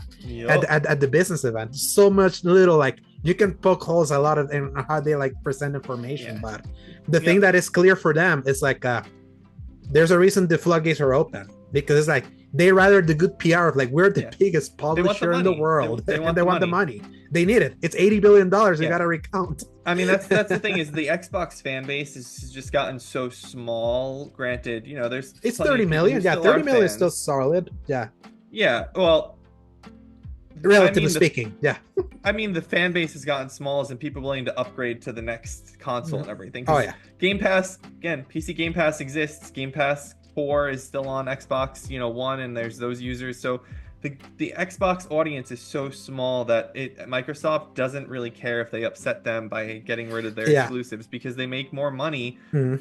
on the other platforms, as evidenced by all of this. Exactly. Yeah. So But it's so funny that they're still trying to keep that hardware thing going, and because this is a better segue. We'll go back to the other story with Skid, but as another segue, next story. Now Phil's talking about Phil Spencer. We love talking about him. Posted by Andy Robinson, or still by BGC. Phil Spencer explains why you should buy an Xbox in its multi-platform era. We want to win on capabilities, he said. Since the start of last year, Microsoft has brought an increased number of games to rivals platforms, and his gaming CEO Phil Spencer has said there are no red lines for which games it could port next. Obviously, we now know like Forza Horizon 5 is the biggest like no red line ever. yeah, It's I just get pictures of George H.W. Bush the senior, read my lips, no new no taxes, taxes. read my lips, no red line. Like, Yeah. That's just what I get. Yeah, its new marketing campaign even proclaims that virtually any device is now an Xbox. This has left many Xbox console owners wondering where their devices fit in Microsoft's plans for an ever more open ecosystem. Xbox Spencer was asked about this in the new interview with Gamertag Radio. I want people to pick hardware based on the capabilities of that hardware and how that fits into the choices that they want to make about where they want to play, and we want our hardware to win based on the hardware capabilities that we have, he replied. I think the difference is that we've seen in the last 20 years, and I think this is good because I come from building games, is it's really games first, not platform first. Most of the games that you or I will talk about run across so many different platforms, and those are the games that are having success. Those are the games at the top of the charts. I want to build a platform that services those creators, the creators that are trying to meet people on every screen. In the same interview, Spencer reiterated that Xbox intends to release more of its games on more platforms in the future, but he also emphasized that the brand has a future in hardware. Microsoft first announced last February that it's actively working on its next-gen console. Let's say it, our own hardware. I think it's fundamental about what Xbox is, Spencer told Gamertag Radio. It's not lost on me that box is in the name of her brand. In the position that I'm in, I look at hardware as a critical part of what we do, but we're not trying to gatekeep the games off of other places for the benefit of it. Let's go build innovative hardware that people want to play, whether that's in their hands, where it's on their television, or even other places. And I love our hardware team. I spent some time with them just this week looking at the roadmap that we have. I think leaning a lot we're learning a lot from this, like Steam Deck, and what does it mean for our games to be there? ROG Ally, Lenovo. What does Xbox mean on those platforms? I don't think we're tuned in perfectly yet, and we've spent a lot of time with the team on that, but I want to make progress there. So I think the biggest problem with all of that speak is that it doesn't actually tell us examples of what sorts of innovation he wants to do, and ignores a key factor in the hardware is actually the firmware. It's not the hardware or even the software, it's the firmware. What can your box do that the other box can't do that's not just based on the technical specs? And I mean, you and I are probably thinking the same thing. Trophies, achievements. You know, there's the coolest thing about the Xbox Series is the rest mode thing, where you can like suspend your game, quick resume, and right, it's awesome. Quick resume, and it doesn't even work for half the games. From what at launch, it was broken. It was causing corruption and crashes. Like it was causing problems, so it didn't even work. So the coolest thing doesn't work, and that is problematic. But I'll say it works perfectly now. Like much like down the fact, like quick resume is excellent. It's just it online like only. Great feature. Yeah, online. I wish PlayStation had it. They have a switcher. There's a literal switcher in the PlayStations. That switcher's horrible. Yeah, but it's like the idea of kind of like having some games that you can immediately start. It's like built in, and they didn't do it. It's only 3. Like make it 4. Why is it 3 games? I know. Like it's like I log into Elder Scrolls Online every day for the login bonus. I do my Genshin dailies every day, and then I have one other game that I'm playing. But sometimes I want to play an extra game, and then I have to go and find the new game and go back to find 4 games. Yeah, you can have up to 8 games in quick resume. Also, while we're complaining about stupid things that PlayStation 5 does, why can't I delete icons off of my home bar without deleting it from the console? Why? Why do I have to slowly work it off the screen? I want to get rid of an icon sometimes. I'm not playing MLB The Show 24. I don't need it to be on there. Go away. I can't. I have to delete it from the console. Yeah. Yeah, the PS5's UI is like such a step back from the PS4. That was like so much simpler and more and cleaner. I wouldn't even call it a step back. I just think that it's like a lateral step with weird choices. Like I don't really think it's worse. I just think they chose to do strange things with it. Yeah, the lack of themes to me is like the biggest like sticking point, and they're removing the themes that we're talking about slightly later. But I get like going back to the word salad from Phil Spencer stuff. I get that idea, and I understand kind of like the spirit of saying that they probably need to innovate more on their hardware, because for all intents and purposes, like the PS5 and the Series X are literally the same. And I know their big pitch with the Series X is they wanted to be the world's most powerful console. That was how they pitched it. And when the PS5 revealed its specs, they had like a shit-eating grin, because the specs on the Series X were technically higher. So it was gonna. Everyone thought, oh yeah, the Xbox is gonna be like the de facto third-party machine. It has more teraflops, without knowing that Mark Cerny was very shrewd in how he built the PS5, that it wasn't just about the teraflops. He made like an easier development kit over the PS5 that made a lot of multi-platform games literally the same next to each other. It was rare. I could count it on one hand the games that were actually better on Xbox than were on PlayStation. I can count many times that a PlayStation game was equally and slightly better in stuff, including in frame rate. So it was like that pitch didn't even work for them, like having the most powerful console. And obviously the fact that they didn't have any game, like Xbox literally is not where PlayStation is currently at right now. Like they have a full catalog coming, but they had nothing in those in that first year until that fall of Halo Infinite and all that. But it was like a barren 2020 to 2022. But moving forward, especially now with the multi-platform thing, is like one good thing, especially now post. It is funny. This story came out before the Forza Horizon 5 thing from today. Is like how can you pitch it to your fans? It's like stay on Xbox when you could like maybe like play all the same games over there. And if they're gonna be innovative, they really have to think something so cool, so like game changing. Yeah, that makes like my console is a console, but also a rocket ship. Yeah, and I feel, you know what would be the thing that I could probably see it be more appealing? I have no idea, so I'm very curious. What? Steam. if Steam becomes like inherent, like if they become like a console that has the Microsoft Store where you buy stuff, but Yeah. also automatically kind of like incorporates Steam, especially with the Okay. Steam Deck. So Yeah. I'm gonna say two things right now. There is absolutely no chance ever that Steam is coming to an Xbox console in any sort of native capacity ever whatsoever. Period. End of discussion. Never gonna happen. What could happen is Xbox makes their platform an more open platform Mm-hmm. as a more computer-like and allows Steam to exist on there as a computer form. But there is no benefit to Steam being on an Xbox platform for Steam itself. None. Because Microsoft is frankly, there is no chance that Microsoft doesn't take a cut of the money. So Steam's not going to do that because they're going to take a cut.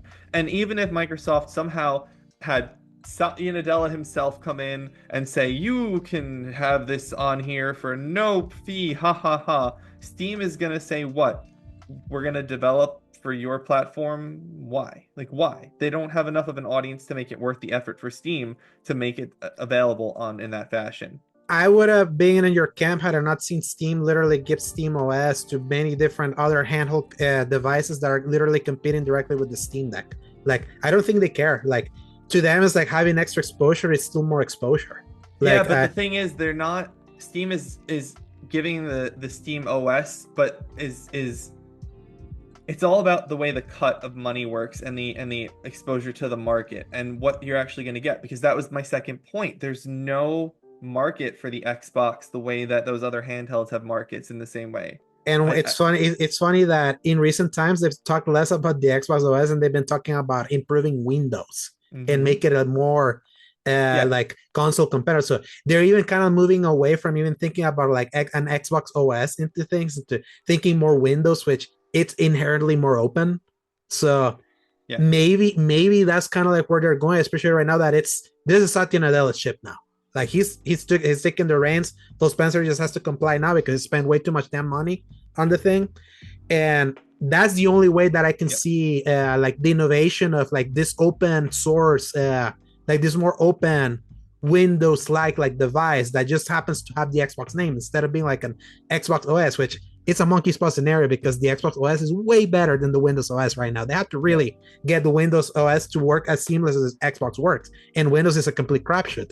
But What's that's funny like the though only is way that I could see like them yeah. differentiating that way, because I do think if you have a console that has access to Steam, that could be the thing. And Phil I Spencer don't has think it mentioned, is though. yeah, That's the thing is I don't think that helps anybody because find me a player dedicated to Steam that wants to play on a console.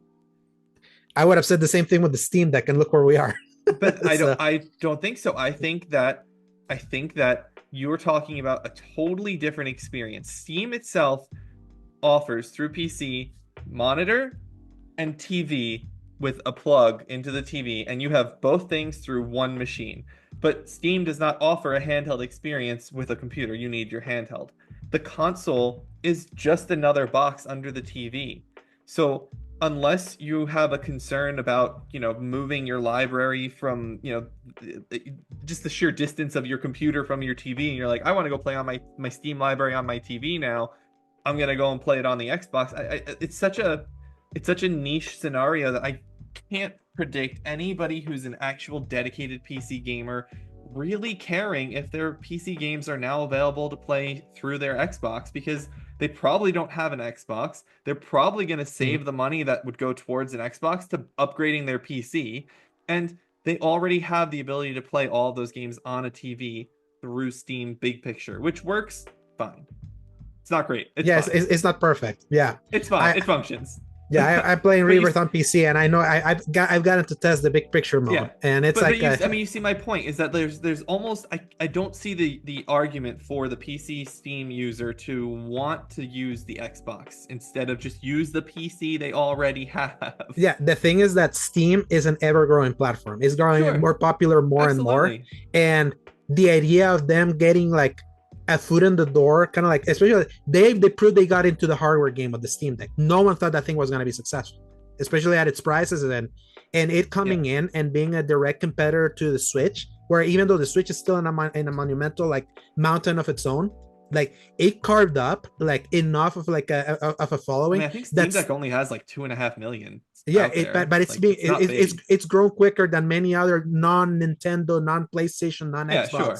things. So it's like it's still growing, and the fact that people like make Steam Deck compatible things, like when they make games, it's kind of like a marketing point. That's when you know that Steam has growing. There is studies, I didn't put it here, where there's more sales happening on, like, people are buying more games on Steam that they're buying on Xbox and PlayStation. Steam as a platform is becoming like more appealing, and I believe it. I can see that scenario of Xbox kind of like bending the knee and be like, we're gonna be like the way we get you into officially into console, because that's what the Steam machines were trying to be back in 2014. That way, and that didn't work because it was still too early and Steam wasn't as proliferated as it is right now. And I feel a lot of people have seen that Steam has become so appealing that if they can get in like in a more open platform, that's kind of like the road where Xbox wants to go.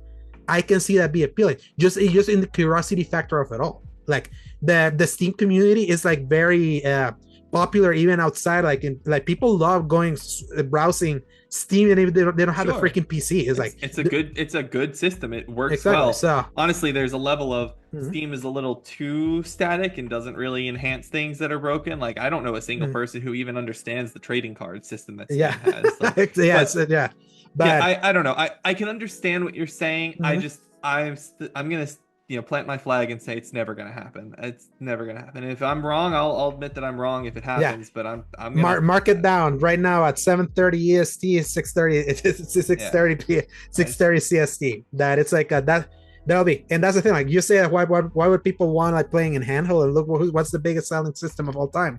So it's like there's more unconventional wisdom that's not there, and I feel like right now Xbox knows that as an Xbox they're cooked, but I feel them becoming like that, maybe finally becoming the PC in your living room, like that's kind of like the pitch.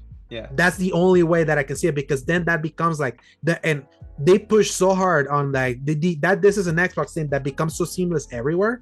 Like I can see that appeal in some way, but again, the other thing with Steam Deck, you can dock it like a Switch, and there it is under your TV too. Again, just all of these uses that Steam Deck and these other handhelds have that make them beneficial, that I just don't see as reasons why you would want an Xbox to use your Steam library. Just out of proliferation, they're allowing Steam OS and people playing Steam games in devices that are not the Steam Deck. You would think they would want people to buy a Steam Deck to be on Steam OS and like and bring it all in house, but they don't care. Like it's very similar to what I see. Like they don't care because there's no competition on those other units. There's no, I mean, Asus ROG doesn't have a ROG store. There's GOG, not ROG. GOG meaning there's no Asus store. There's no Lenovo store. All of these things that have the Steam OS and but ROG Ally has Windows and has access to the Xbox store, and it has become like an official Xbox device. So they have access to them, but they're not the holder. They're not the platform holder, and that's really why I differentiate between the two, is because it's the difference between saying, okay, fair competition on a neutral platform between Steam and Xbox or Microsoft stuff, versus here is the Xbox platform, and oh, by the way, Steam is on here too. I don't see that being a benefit for the Steam people, but maybe I'm wrong. Again, we'll see. I know that like it's become clear to me that they're more about proliferating and going everywhere than trying to grow in-house. So that's kind of why I see that Xbox and Steam have more common goals than they even thought. And even Phil Spencer said it in an interview with Destin Legary, where I recommend go watch his interview over at Destin's channel, where he specifically mentions that he meets with Valve a lot. So that to me is very kind of like it's on their Palm Windows. Exactly. Yeah. So it's kind of like that. Those are the kind of innovations that to me would be the thing, because then other than that, what would be what would impress you? Like what would be so innovative that then would be like, oh, it's worth buying an Xbox? Like what would be for you? Because that is to me what would be the thing that that would kind of like pique my eye more, be like, okay, more open source platform, interesting. So, If I had that idea, I'd be very wealthy, and because I would have sold the idea to yeah. Microsoft. Like I don't know. There's nothing. I have only owned one Xbox. I have an Xbox 360 Elite. I don't have any real desire to own an Xbox. Nothing they've ever done has been particularly appealing, from their games to their hardware to any of it. The closest I got to wanting another Xbox was because the Halo Infinite edition looked really, really cool. That was the coolest Xbox they've ever released.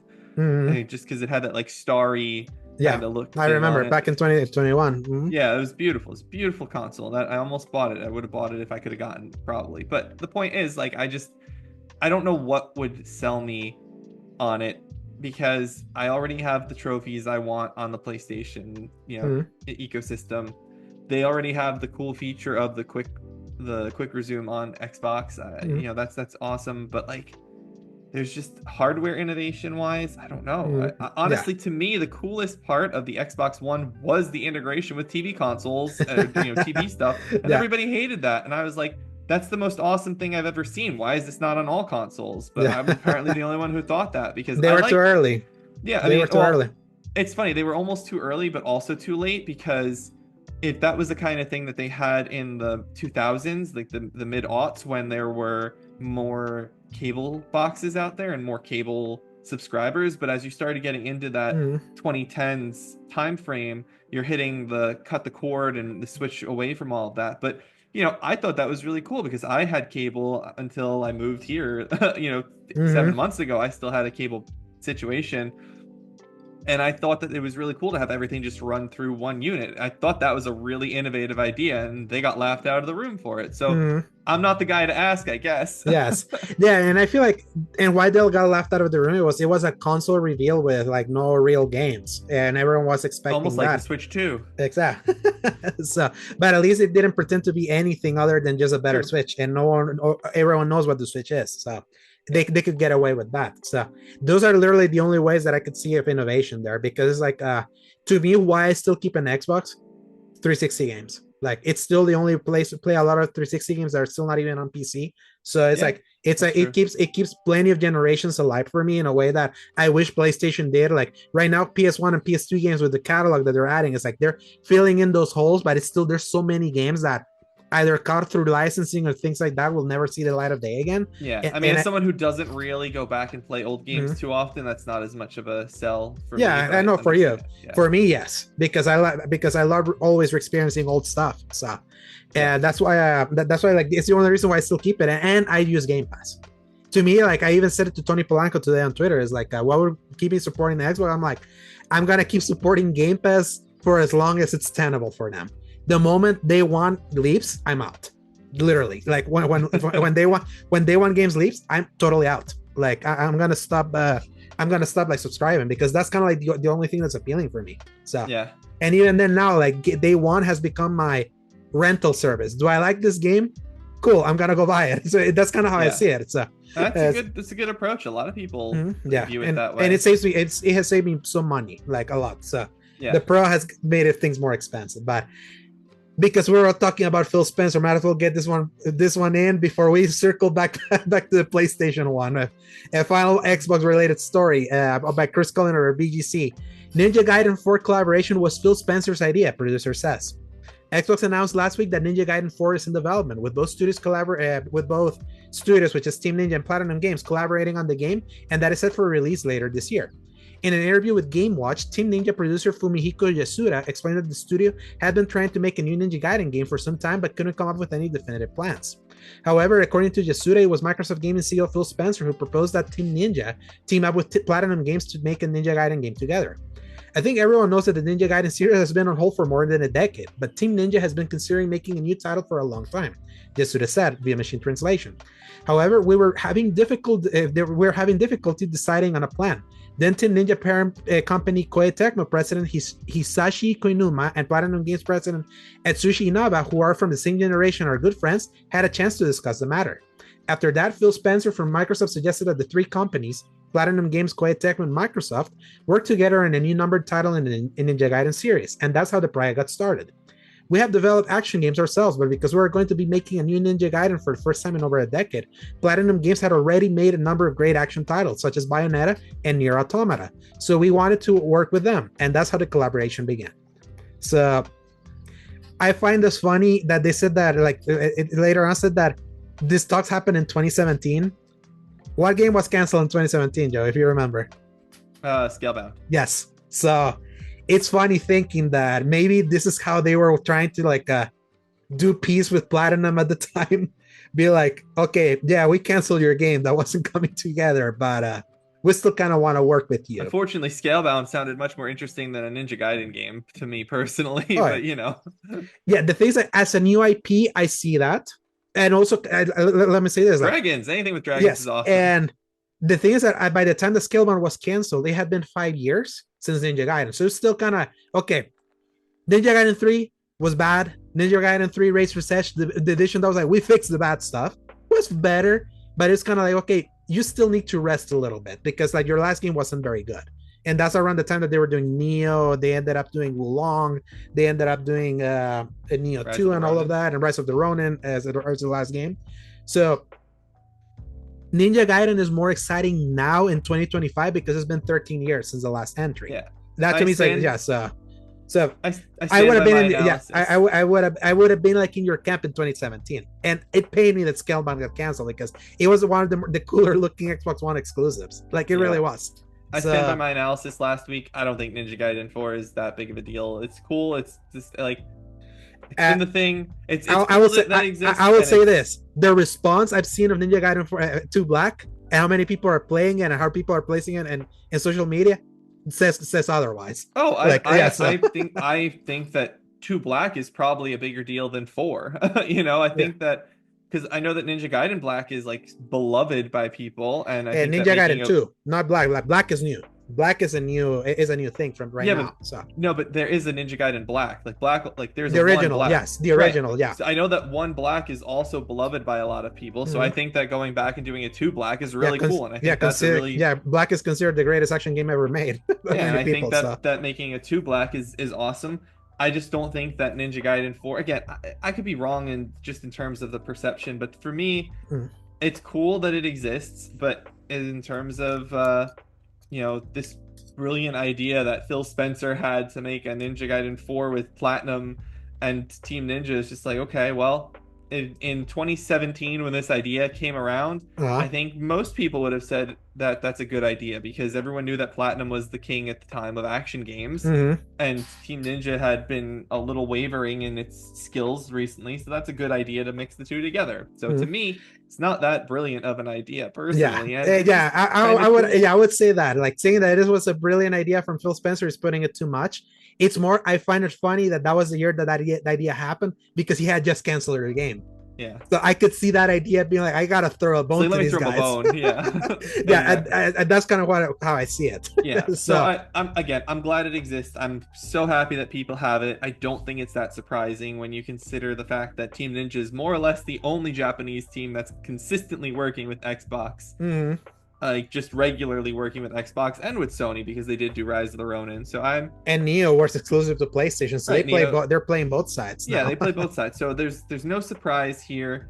It's a beloved game series with a lot of history on the Xbox console, and it's great that it's back for the people who care about it. And I think that that's really all I have to say. I hope that it's good. I'm hoping it's coming out this year. We'll find out. Yes, and I'm also hoping it's good because, to your point there, Ninja Gaiden 2 was good. In fact, it was great. It was one of the 360's best games. So it coming back, it was like, okay, at least we know that one's in. I'm still hoping 4 is as good. So let's open. But thank you, Phil Spencer, for bringing back Ninja Gaiden.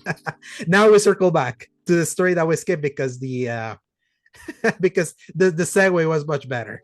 So this one is finally you finally get it. This is a story also by Tom Ivan over at BGC.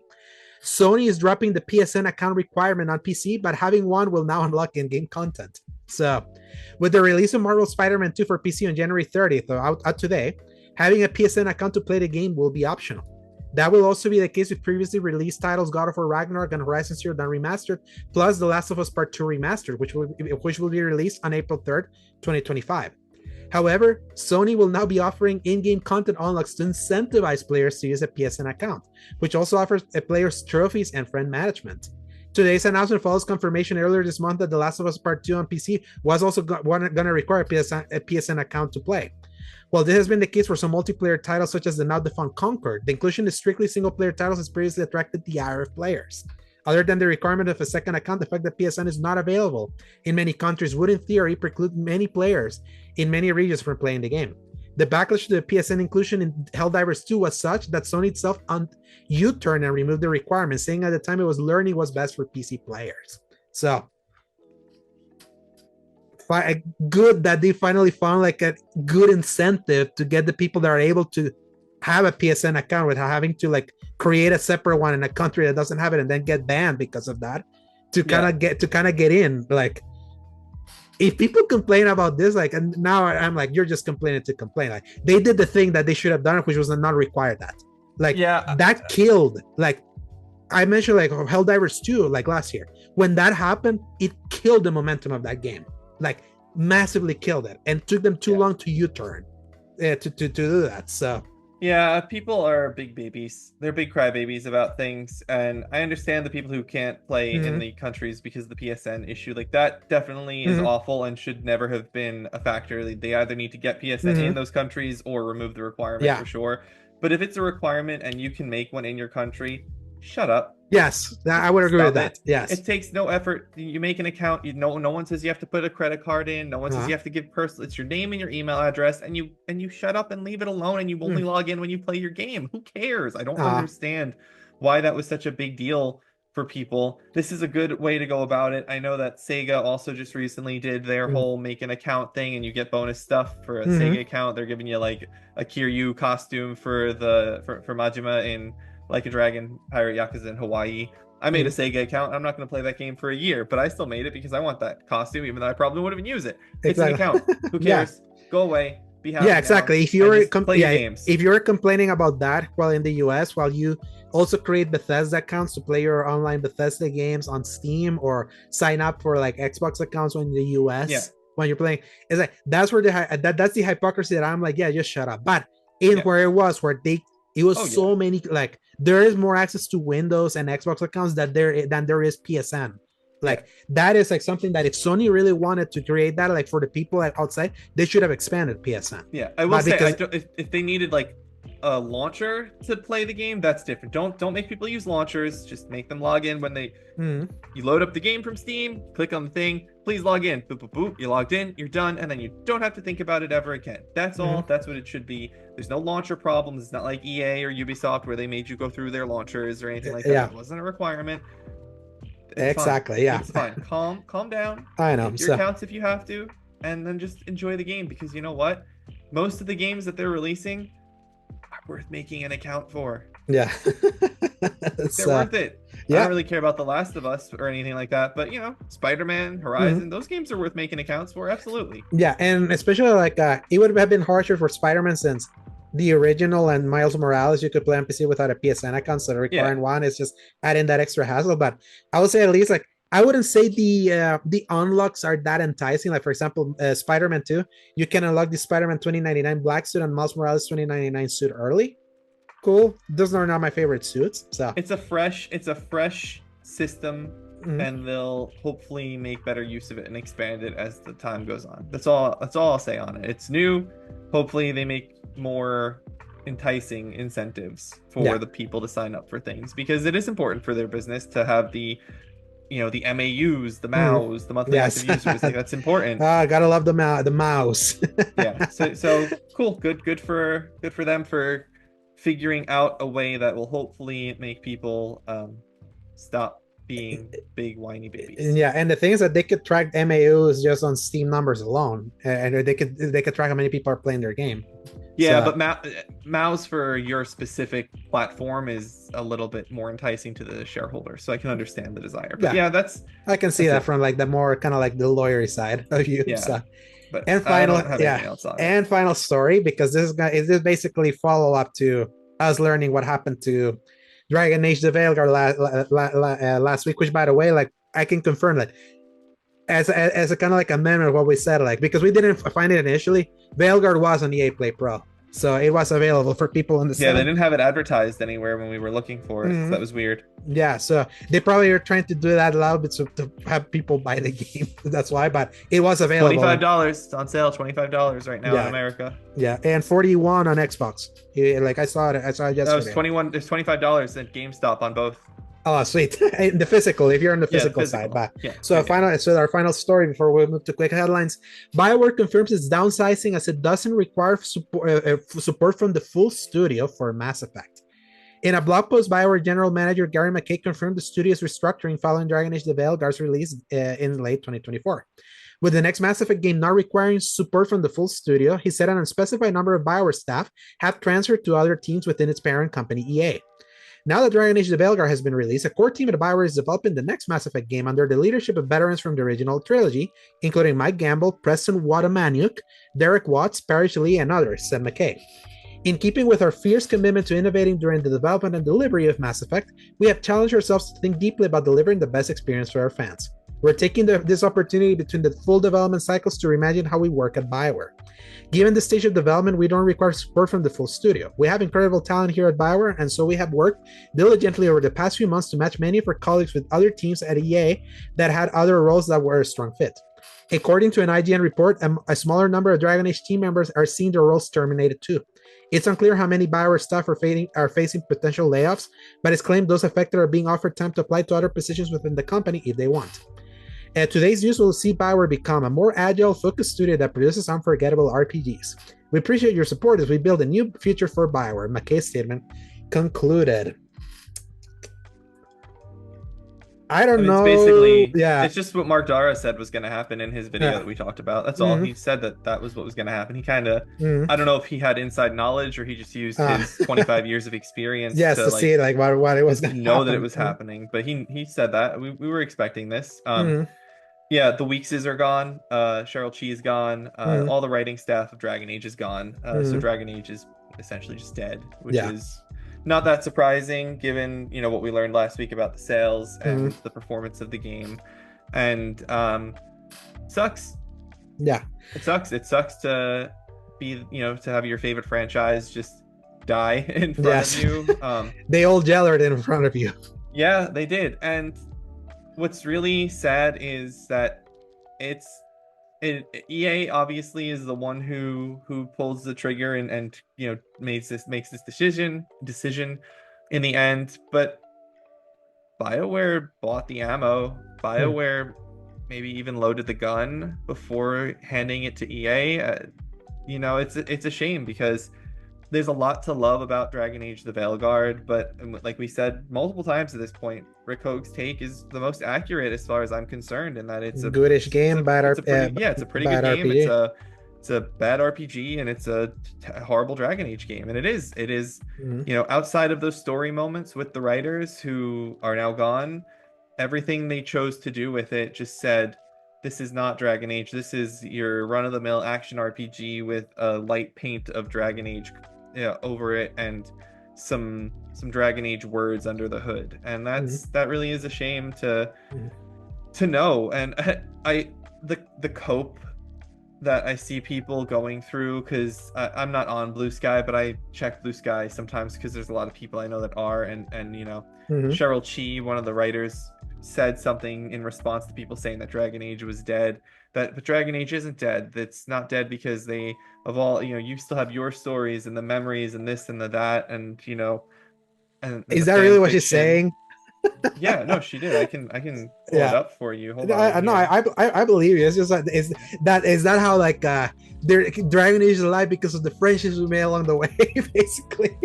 Hold on. I mean, I'll pull it up because I don't want to get the quote wrong exactly, but it was send it to me like in our Discord message. I'm just gonna read it here. Oh, okay. Yeah, you go for it. I just have to pull it up really quick. Give me 1 second. But yeah, I mean that's basically what was being said, and I can appreciate that in spirit, but it's also just not true. Yeah. She wrote, but Dragon Age. So let me get the full context here. So someone said Katie, Gilderthal and Katie said, apart from my favorite thing being shot in front of my eyes, what is haunting me is the state of things. Hmm. And so I don't want to read the rest of it because it's not relevant to Hmm. the topic. But Cheryl Chi then says, so a cool French woman dropped a quote from Camus on me today. In the midst of winter, I found there was within me an invincible summer. Hmm. Uh, we're going through it right now. It's a lot everywhere. And then she says, but Dragon Age isn't dead. There's fic, there's art, there's connections we made through the games and because of the games. Technically, EA/Bioware owns the IP, but you can't own an idea no matter how much they want to. Dragon Age isn't dead because it's yours now, is Yeah, what she wrote there. I think saying that says it's more dead than dead. Then, if we're really going about like the ancillary stuff and the memories we made along the way, Yeah, yeah, that didn't help. I mean, it's on ice. It is definitely an officially on ice franchise. It's Mhm. dead. Nothing. Video games can't really die until ever because you can always bring them back Yeah. until they get into a licensing muck. But Mhm. yeah, so they could always do something else in the future, and I still hope that at some point they'll remaster those Dragon Mhm. Age games and or at least bring them to modern platforms and make them function on PC. But yeah, so I've seen people really trying to take solace in that, and I don't want to take the solace away from them, but I don't take solace in that Mhm. because to me, as much as I love the franchise and am invested in it, I don't care about fanfic. I don't Mhm. care about fan art and things like that. That's not what a franchise is to me. They don't make the games. They don't decide what the canon of the games is. They don't tell the new stories of the world. Mhm. And to me, there's a level of whatever the writers say is the canon of the world, and you can Mhm. disregard it if you want to and say, I'm gonna ignore that and pretend it didn't happen. And that's perfectly fine because you can still enjoy the thing that came before it. But as far as I'm concerned, anything that's done expressly outside of that is also not canon. So you can discount a story or a world's canon by people that make it if you don't like it and just forget about it and pretend it doesn't exist, but you can't add to it either. Like you Mhm. have what is real and that's it as far as I'm concerned. And Oh so yeah. for me, it sucks. Like I said, it sucks to see that, but BioWare did not do what it should have done with this game. As someone who enjoyed it, as someone who gave it an 8.5 because I recognize that there is a quality game there, Mhm. I can also recognize that it it would not necessarily appeal to most people who were fans of it. And there are hardcore lore fans who did love it and people who don't care about the gameplay because as I said in the review of the game, the writing's not bad. Actually, I want to say something, Alex, because I had this realization the other Mhm. day that the people who say the writing is bad because it's felt like it had HR in the room and it Mhm. had this and like all of that, it's not bad writing. It's bad choices Mhm. because the way that what's written is there is still, for the most part, still pretty good. They just didn't diversify what they're writing enough. They wrote all of the same thing over and over again in this cheery, upbeat tone, and Mhm. they ignored the fact that Dragon Age games always have a cheery side and a dark side to it. Mhm. And that is why I can see, okay, so it's not actually bad writing, it's just bad design. It all comes down to the bad design because the storytelling of the game, the story itself is still really great. And I've said that from the out that I really liked the main plot line of this game. And I know I've gone on for a while here. I don't want to talk too long about it, but It's always this one. This was your favorite franchise, and I I just let know. you, and I just But but let it you. but it is the case that it's not bad writing, it was bad choices. I think that those writers that the Weekses and Cheryl Chi and Sylvia, whose name I can't last name I can't remember because it's really hard to say, all of those people who have been on these games forever, they still wrote really good stuff. They just didn't write the same kind of stuff. They chose to go this, as people said, HR positivity, rah rah, everything's happy go lucky route instead of diving into that darker turn of no, this kind of is really, really bad and dangerous, and people are hurt here. And that's where the deviation is. I think people are mistaking a an active choice in writing tone and calling it bad writing, but it's not badly written. It's just badly chosen. So I need Yeah. to say that, and I think that that makes me feel better to say that and get that out there, because I do think that that is something that people have overlooked and have been mixing up, and that's what leads me to say that that's where BioWare bought its own bullets and loaded its own gun by choosing to go down this happy-go-lucky path that would have turned not the lore people off, not the hardcore lore nerds off, but the people who care about the way the game is presented, the people who want there to be deviation in choices and to feel like what they're saying would actually change the course of things. David Gator, who's the creator of the Dragon Age universe, always talked about in various interviews and in Twitter threads and things that most of the choices you make in games are an illusion. They are an illusion because they're branching and they're all going to come back to the same way. But when your choices are branching off into like 11 different paths and coming back into one versus like 2 different paths and coming right back into one, you don't feel like it's the same. It's not the same feeling. You don't feel like, yes, in the end of Dragon Age Origins, you're always going to slay the Archdemon. That is true. But how you get there has so many different outcomes. I mean, it's got like 10 different ways that you can get there with different factions and different groups that you can have on your side. And that level of choice is really, really cool. And that's what people look for in that style of game. And unfortunately, the Veilguard didn't have that in it. And that is the downfall of the choice of how that game was designed, and why you can appeal to the hardest of hardcore lore nerds and fans like myself and people who are going to love it like that because of me, and then also turn off other people because you didn't have that design choice, because you chose to make the cool Qunari character look like a flat face with no texture skin cartoon character whose main plot line, when this character literally breathes fire, and the first character we've ever seen breathe fire, the main plot line is this character questioning the gender identity of the character.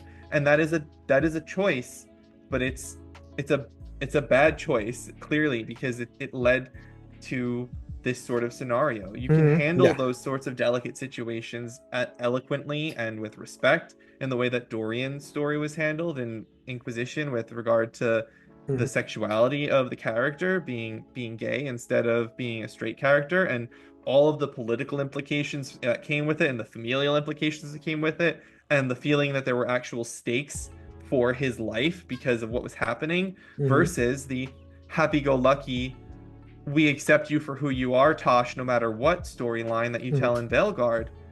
And you're never able to tell Dorian that he's a terrible person for being gay, but you can definitely question, like, well, what about your family? What about your family line? Like, that kind of stuff is in there, and none of that kind of thing exists in the Tosh storyline. So those are choices. Those are writing choices that are being made, and it's not bad choices. They're just choices. They're narrow choices. You don't have the expansive web that you otherwise would, and it is a shame that happened to this game. And coming I'm out stop now because I think I've been talking for like 10 minutes. Yeah, no worries, but like, because I know it's your favorite franchise, so I just let you go. And making those choices in the climate that we were in, that was able to just be the thing that people saw, and what they saw was something so preachy and terrible, like out of context, that I don't know that even the context made it better, like or in the grand scheme of things. And coming out after Baldur's Gate 3, that gave so many people that love what Dragon Age used to be all the way back in Origins, kind of like that feel. It came out too late. Even in Inquisition is not horribly different from, obviously it's action versus the turn-based of Baldur's Gate, but it's not horribly different, and because you still had your tactical side and your choices and your big party members cast and so, well, I think we can all just say a nice little prayer for Dragon Age. Rest in peace, Dragon Age. I love you. Yeah, and now real quick, as for like what the next Mass Effect for you, when you see the veterans that are there, like the ones that they like highlighted, that they said that they're working on this. Yeah, Mike Gamble being there is nice. That's important. Yeah. What about the other guys? Does the other ones like stand up? Because I'm not as big into like the leadership that worked into it, besides when it was Casey Hudson and Drew Karpyshyn and Mark Walters when it was the original Mass Effect trilogy. So I don't know how much weight to put into like, oh yeah, the guys that are there, Mass Effect is saved. Like, at least I'm confident in what it could be like. Yeah, these are these are, I don't know if Preston, he's a game designer. My concern is always going to be whether the game has a good level of writing to it. Yeah. And none of these tells are a good writers. story. And none of these are writers, right? No. Derek is an artist. Parrish, let me see what Parrish is here.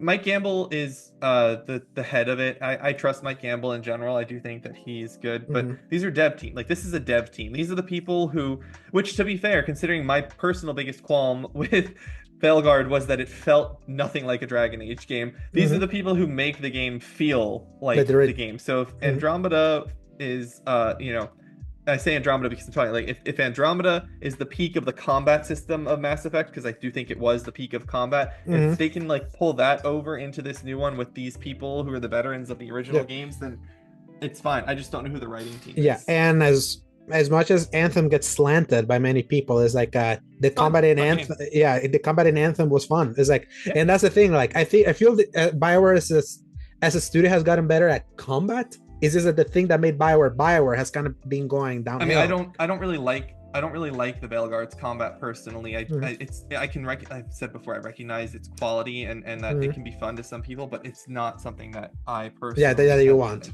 Interest in playing. But yeah, their combat skills, their ability in making combat has improved drastically for a lot of people, I recognize. But yeah, we'll see. I'll always buy Mass Effect. I'll always buy BioWare's games just to give them a shot because I like the concepts. I mean, obviously, if BioWare suddenly decided they were going to become a first-person shooter studio or something, I may not buy it. Or if they were going to make a side-scrolling Metroidvania, I'm not going to buy it. But as long as they make the kinds of games that I like, then I'll buy the game like anyone else. Like I'm as a BioWare that could make a Sonic RPG.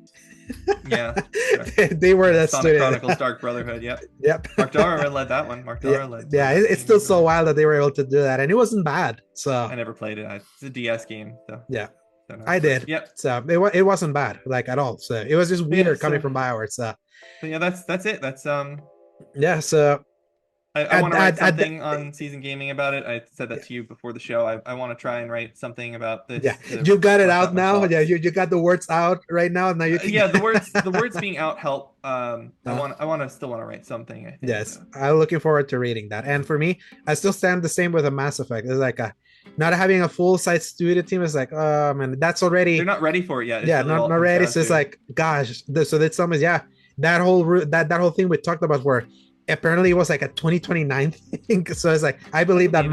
I believe it now. And again, they better hope Exodus is not good, because if that gives people like, just like BG3 gave Dragon Age fans kind of like that kind of game like a year before the Veilguard, that wasn't even that. Coming well before Mass Effect though. So yeah, so exactly. If Exodus, like, let's say end of this year, maybe early next year, and gives a 3-year space, if Exodus for some reason doesn't get a sequel out, and let's see if Exodus is beloved. That's always kind of my thing with like spiritual spin-offs of things. Yeah. So I think that part of the problem for Dragon Age was that Baldur's Gate released so close to it. It was it was like 14 months or whatever earlier, 15 months earlier. So yeah, so again, and it was the game Dragon Age fans wanted, and Veilguard wasn't. So and now, like, we're gonna go into quick headlines, because these headlines basically speak for themselves. So Forza Horizon 5 coming to PS5 this spring. We already talked about that. Check. Yeah, Final Fantasy VII Rebirth hit the most concurrent Steam players for a single player Final Fantasy. It was like 40K concurrents. That's great. Rebirth is fantastic. It earned every single one of those players and 10 times more. Yes. Koei Tecmo's PS5 exclusive Rise of the Ronin is officially coming to PC. I mentioned it in what we've been playing. Yep. Sega has renewed its trademark for Skies of Arcadia. Very interesting, because Skies of Arcadia was an interesting RPG for them. That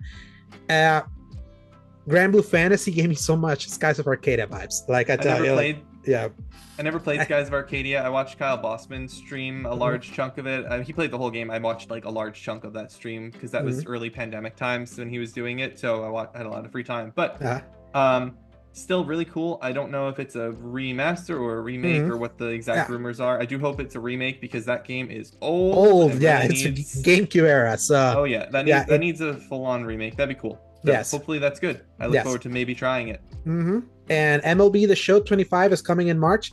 but it won't be on Game Pass or last gen consoles. So Yeah. it's been on Game Pass since 21. So 24 was the last Game Pass release for that. But pretty telling. I think this kind of tells us kind of like where the Game Pass numbers are, that they're willing to not have it be like given for free anymore. So, yeah, I mean, it's really like one of two things. And I actually tweeted this out to Dan Rodriguez of formerly of the Season Gaming Bitcast, because I had some thoughts on it. But essentially, as far as I saw it, there were really only two potential reasons for this, and part of that, and most of that, has to do. Sorry, my computer's acting weird. I'm trying to type something here. Most of that has to do with the fact that Game Pass was probably just not, or not Game Pass, I guess, but Microsoft is probably just not paying enough money. Like that's really and the license is very expensive. It could be, yeah.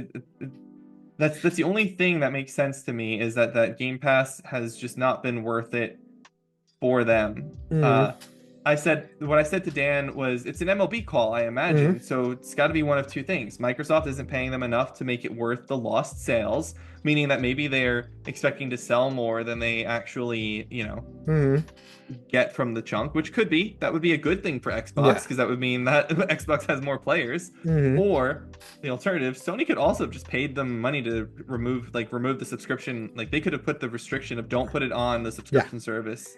And I don't know when the license that they have came due. So it's interesting you mentioned the Sony thing, because I don't think it was that, because for them to publish MLB on the on Xbox, they literally had to make MLB the publisher, because it on PlayStation it's published by SIE. So they went for MLB as the publisher. So it's probably the other ones. But the contract that Sony has with the MLB to make the game itself would have restrictions on it if they wanted to. So Sony notoriously did not have restrictions on it, saying in the contract that said we can only release this on PlayStation. MLB never mandated that. Never mandated it be everywhere. They just eventually said, "Hey, MLB went and said, "Hey, we want you to put this everywhere." And Sony was like, we're not going to renew or we're not going to renew the license with you. I remember that was like after 19. After 19 exactly. was like, So the alternative is that Sony went and said, okay, we'll still release it everywhere, but you got to stop putting it on this subscription service. We'll give you the money to stop you from doing that, or change, like amend the contract to do that. That is a possibility too. So I like because I'm looking at your Twitter thread, like people can go look it up at Joseph LaRussa and on Twitter, like his replies, because you're mostly in replies instead of like real posts. I've noticed. Yep. But like what Dan is saying, like his guess is that most casual players really don't invest in the stubs marketplace. So the numbers don't make sense for it. I could also see that. It's like, we're giving it for free and they're not like making do. Like, I know that's why a lot of live service games have remained on Game Pass for so long, because a lot of people buy the microtransactions and expansions and things like that. So maybe that could also be that. So but that's it. That's all to say on that one. Yeah. So now Xbox has to put the Xbox players have to put their money where their mouth is. They got that thing for free, like in their subscription for over the last 3 years. So now they gotta buy. For no additional price. For no additional price, yeah. So, excuse me. This is also the first year that it's coming out, I think, since the shift to day one on Ultimate. Yes. So if that's the case, that's interesting too, because it went up in price too. So right, Ultimate went up in price. Regular Game Pass no longer gives you day one games. So if that's the case, MLB might have said, wait, so we either use your tiny Ultimate subscriber base instead of everybody, or we just sell it. We're just going to sell it. That would be the most likely thing. And I didn't have that realization until right now. Until just now. But this is the first MLB release since they did that whole shift of pricing and removal of day one games. So there you go. Yep. So the next headline: PlayStation's 30th anniversary PS5 themes are leaving, but Sony says they'll be back. Okay. I'm like, why are you removing them then? So that's my thing. And they had said in a Fallout tweet that they're not planning on doing any more themes. And I'm like, Sony, you're really idiots. Like people are asking you, and you just can't take the Yeah, I easy never got the layups. theme love. Yeah, I don't care about the themes, so that's not like yeah. I have it on the PlayStation 2 one right now just because I was too lazy to change it Uh, back to the baseline. Whatever. on my Pro, I have the PS2 one, It's and then cute. on my base PS5 that I have in my living room, I had the PS3 one. I like Yeah. them. It's like It's cute. it's cool, but it's like I feel it more like from the in general player base. Like people Hmm. love themes, and Sony just keeps doing the opposite of what the players want. They're not as player first as they used to be, and that's sad because that was so cool on the PS4 where it was like they were giving the features that people wanted. So, another headline: a Capcom Spotlight and Monster Hunter Wild Showcase double bill is coming next week on February 4th. They announced what the spotlight was, right? I don't think it was Yeah, there's a anything couple of games. super It's interesting. gonna be the Onimusha game. They're gonna spotlight there. Obviously, Monster Hunter and some of the fighting games collections. So I Yeah, don't. So, nothing. yeah, I think the fighting game collection too is gonna be spotlighted there. So if you like Yeah. the fighting games, their fighting games are huge. So Yeah, the I'm Onimusha interested. thing is kind of cool, but honestly, if you're not sold on Monster Hunter Wilds already, I don't Yeah, think you're gonna get sold on it. I know. Yeah, and the fact that they have their beta 2 days after It's this showcase. So Yeah, at this point, the only way to increase the Monster Hunter Wild sales is regular marketing. A showcase of people to the fan base is not. mhm. That's just silly, I think. But Exactly. that's Yeah. okay. Yeah, and kind of like we mentioned before, like Indiana Jones and the Great Circle has been played by over 4 million players, so that's a Okay. Game Pass, and some the people that bought it on Steam. And Disney said that they were happy and they were gonna do more Indiana Jones stuff. So kind of I thought they either paid the Cool. whole sum or they had such low expectations for Indiana Jones, which wouldn't surprise me considering Indiana Jones and the Dial of Destiny bombed at the box office. So uh, next headline. This one's for me. Destiny 2 Heresy will feature a Star Wars collaboration. So Heresy is like their episode structure that they've been doing for their live service stuff. I have not been like really playing it, but I will come back for the Star Wars collaboration because I love Star Wars because it's so wild. Have fun. I look Seeing forward to it. hearing you talk about it. Oh yes, and let's see if Destiny 2 Heresy is even good because post final shape it's not been. So and final headline: No Man's Sky's latest update, Worlds Part 2 adds trillions of new planets. Sounds very much like No Man's Sky. Yes. I think it was, what did they say, billions of stars and Billions of trillions stars. of planets? Yeah, Yeah, so so another trillion. It's like I gotta give it to them. yeah. It's like they've expanded that game so much without asking for an extra cent.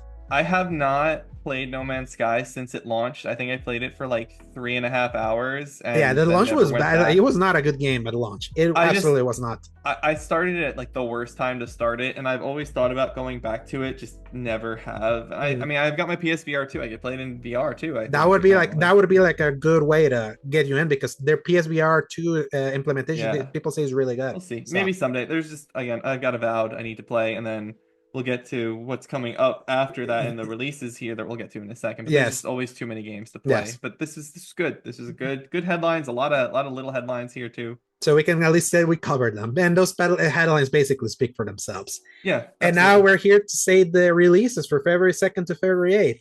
Don, take it away. All right, from February 2nd through February 8th of 2025. The first Yes. release here is Kingdom Come Deliverance 2 coming to PS5, Xbox Series X and S, and PC on February 4th. Rift of the Necrodancer coming to PC on February 5th. While Waiting coming to PC and Switch on February 5th as well. Ambulance Life, a paramedic simulator, coming to PS5, Xbox Series X and S, PC on February 6th. Big Helmet Heroes, coming to PS5, Xbox Series X and S, Switch, and PC on February 6th as well. Keep Driving, coming to PC, also on February 6th. And finally, Moons of Darsalon, coming to PS5, PS4, Xbox Series X and S, Xbox One, and Switch on February 6th. Go figure. Yeah, what is this Moons of Darsalon game? That sounds interesting. It sounds No idea. Oh, it's a side scroller shooter. Cool. Not interested right now for that. And obviously Kingdom Come Deliverance 2 is the big game for this week. Yeah, I love Kingdom Come Deliverance 1. Kingdom Come Deliverance 2 looks even better. It is also first on as my number one choice on my Fantasy Critic League, so I'm really hoping that they didn't botch it and screw me this Yeah, time. That'd be really great. for your sake, I'm hoping it's like a mid 80s thing because that's the Oh, only no, way. this is number one. This should be like a 92. That's what I'm hoping for. We'll see. Actually, here's the reason why I trusted it so much is because I kind of was trusting Lockmort. I was trusting Lockmort and his opinion. He Yeah. was like, I'm telling you, Baldur's Gate 3 is going to be amazing, and now he's saying, I'm telling you, Kingdom Come Deliverance 2 is going to be amazing, and I love the first one, and thank God, all of the previews I've seen of this game seem to say, without having really read much detail of them, the headline of all of them is this game is rock solid in technical Mhm. aspects, and it's just more Kingdom Come Deliverance. And considering the vast majority of the problems of the original Kingdom Come We're Deliverance technical. were the technical kerfuffles, I'm hoping that this is solid, and it looks awesome. It Yeah, looks beautiful, and they actually have money behind them now because they're owned by the Embracer Group and people they who were just play on them. self-published the So. first time, right? They Yeah, were they were kind of yeah. self-published. It was through I think it was through a Kickstarter originally Mhm. too, but it was self-published, and now they actually have money behind them. But that's a great thing to know that they have money, and it seems that people are liking it. Yeah, I Yeah, think Kingdom it. Come Deliverance was a Kickstarter. It was a Kickstarter. I have it right here. Mhm. Yeah, to me, the fact that they gave reviewers a month to play it says a lot. They did It it does. with 1.1 million euros. That was their kingdom. That was their budget in from Kickstarter. Now, I don't know how much of that was funded by others or anything like that. If they had some extra help in the end, but they the only thing they didn't achieve on their Kickstarter stretch goals was better voiceover. Yeah, That's what it says here. It says we shall be able to hire better actors. that's I so have to funny. say, they were close. It was 1.2. They had hit 1.1. I do have to say, their voice actors are fantastic. The guy who plays Henry and the guy who plays Hans Capon, they're excellent. So yeah, this is great. I'm very proud of them for having done this, and I'm super excited to play that. And if I wasn't reviewing Avowed, I would have definitely been playing Kingdom Come Deliverance 2 Yeah, because that's I pre-ordered the gold edition on GMG with with Steam through GMG, which yeah. was like 15% And off or to be something. and to be fair, like you were on deck to try to review Kingdom Come Deliverance 2, and we got denied. We so did.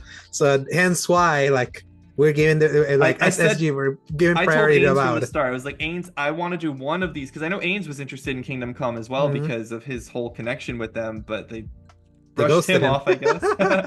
But Yeah. no, so I was like, okay, you want the Kingdom Come? I'll take the Avowed, and I'm glad because we got the Avowed access, and Mhm. I will be playing that after I call my grandmother. Yes, and I'll be excited to hear those thoughts in 2 weeks. So, and not before, so you don't get in trouble. But yeah, that brings us to the end of this week's episode of the Xbox, a meaty one, but not a 4 hour extravaganza. Like, I think it's about as long as last week's, so yeah, I think we've kind of hit our. I kind of know like two what and a our half. what our lengths are now. So, And I think uh, that'll always change depending on who has more games to yes, talk yes, about. I think I'll have like because my thing is that either Kingdom Come Deliverance is a game that I was talking with Paul. If it hits mid 80s, we're buying it. If it doesn't, I'll wait because About is also a first person RPG, and I'm kind of interested in that one because I know it's short based on what they've said. So They're totally different types of games, though, because hmm. Avowed is fantasy and Kingdom Come is not. Yeah, and Kingdom Come is more simulator, and Avowed is more like a traditional Yeah. RPG. Yep. That it's more my liking, even though I'm not as huge on that genre like others. But Hmm. with that said, episode end. Where can people find you, Don Lionheart? You can find me on Twitter at Joseph_La_Rusa. You can find my writing at Season Gaming. I will be reviewing Avowed there shortly, as we've discussed a couple times in here, and I'll have a few other pieces that I want to work on and get out within the next few weeks or so. Hopefully get that Mafia thing that I mentioned a couple times now done at some point soon, and then a Dragon Age piece I want to write, and we'll see what's next. But that's it for me. I'm Yeah. really looking forward to getting into Avowed and giving everyone my thoughts on it because Mhm.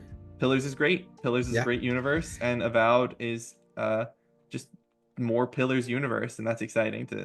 I'm gonna download on Game Pass Pillars One, and I'll get back to you. I want to see how I feel about that because I've never Pillars 1 played on those. Game Pass. Yeah, Okay. Pillars One and Two. So Pillars 1 is 10 years old or so. It's an old game. It's yeah, we'll see how I 11 feel. years. Yeah, Yeah, I'll yeah, see yeah. how I feel about it. If not, I'll just jump into two immediately. So You can yeah, jump in. Oh, so one thing to note with two is both of these games are traditionally live action with pause games. They're not turn-based, Mhm. but two, don't know if one has it, but two does have, they patched in a turn-based mode if you want to do it in turn-based instead. Cool. I'll check it out just because I just kind of want to get some familiarization before I'm out, even if I don't finish it. But Yeah, for sure. yeah, and you can find me at a Segovia on Twitter and at a Segovia on Blue Sky. And then you can find my written content right now over at seasongaming.com, where you can go read my Eternal Strands review. And pretty soon, our co-joint effort with Peter and Steve over our technical thoughts over Final Fantasy VII Rebirth.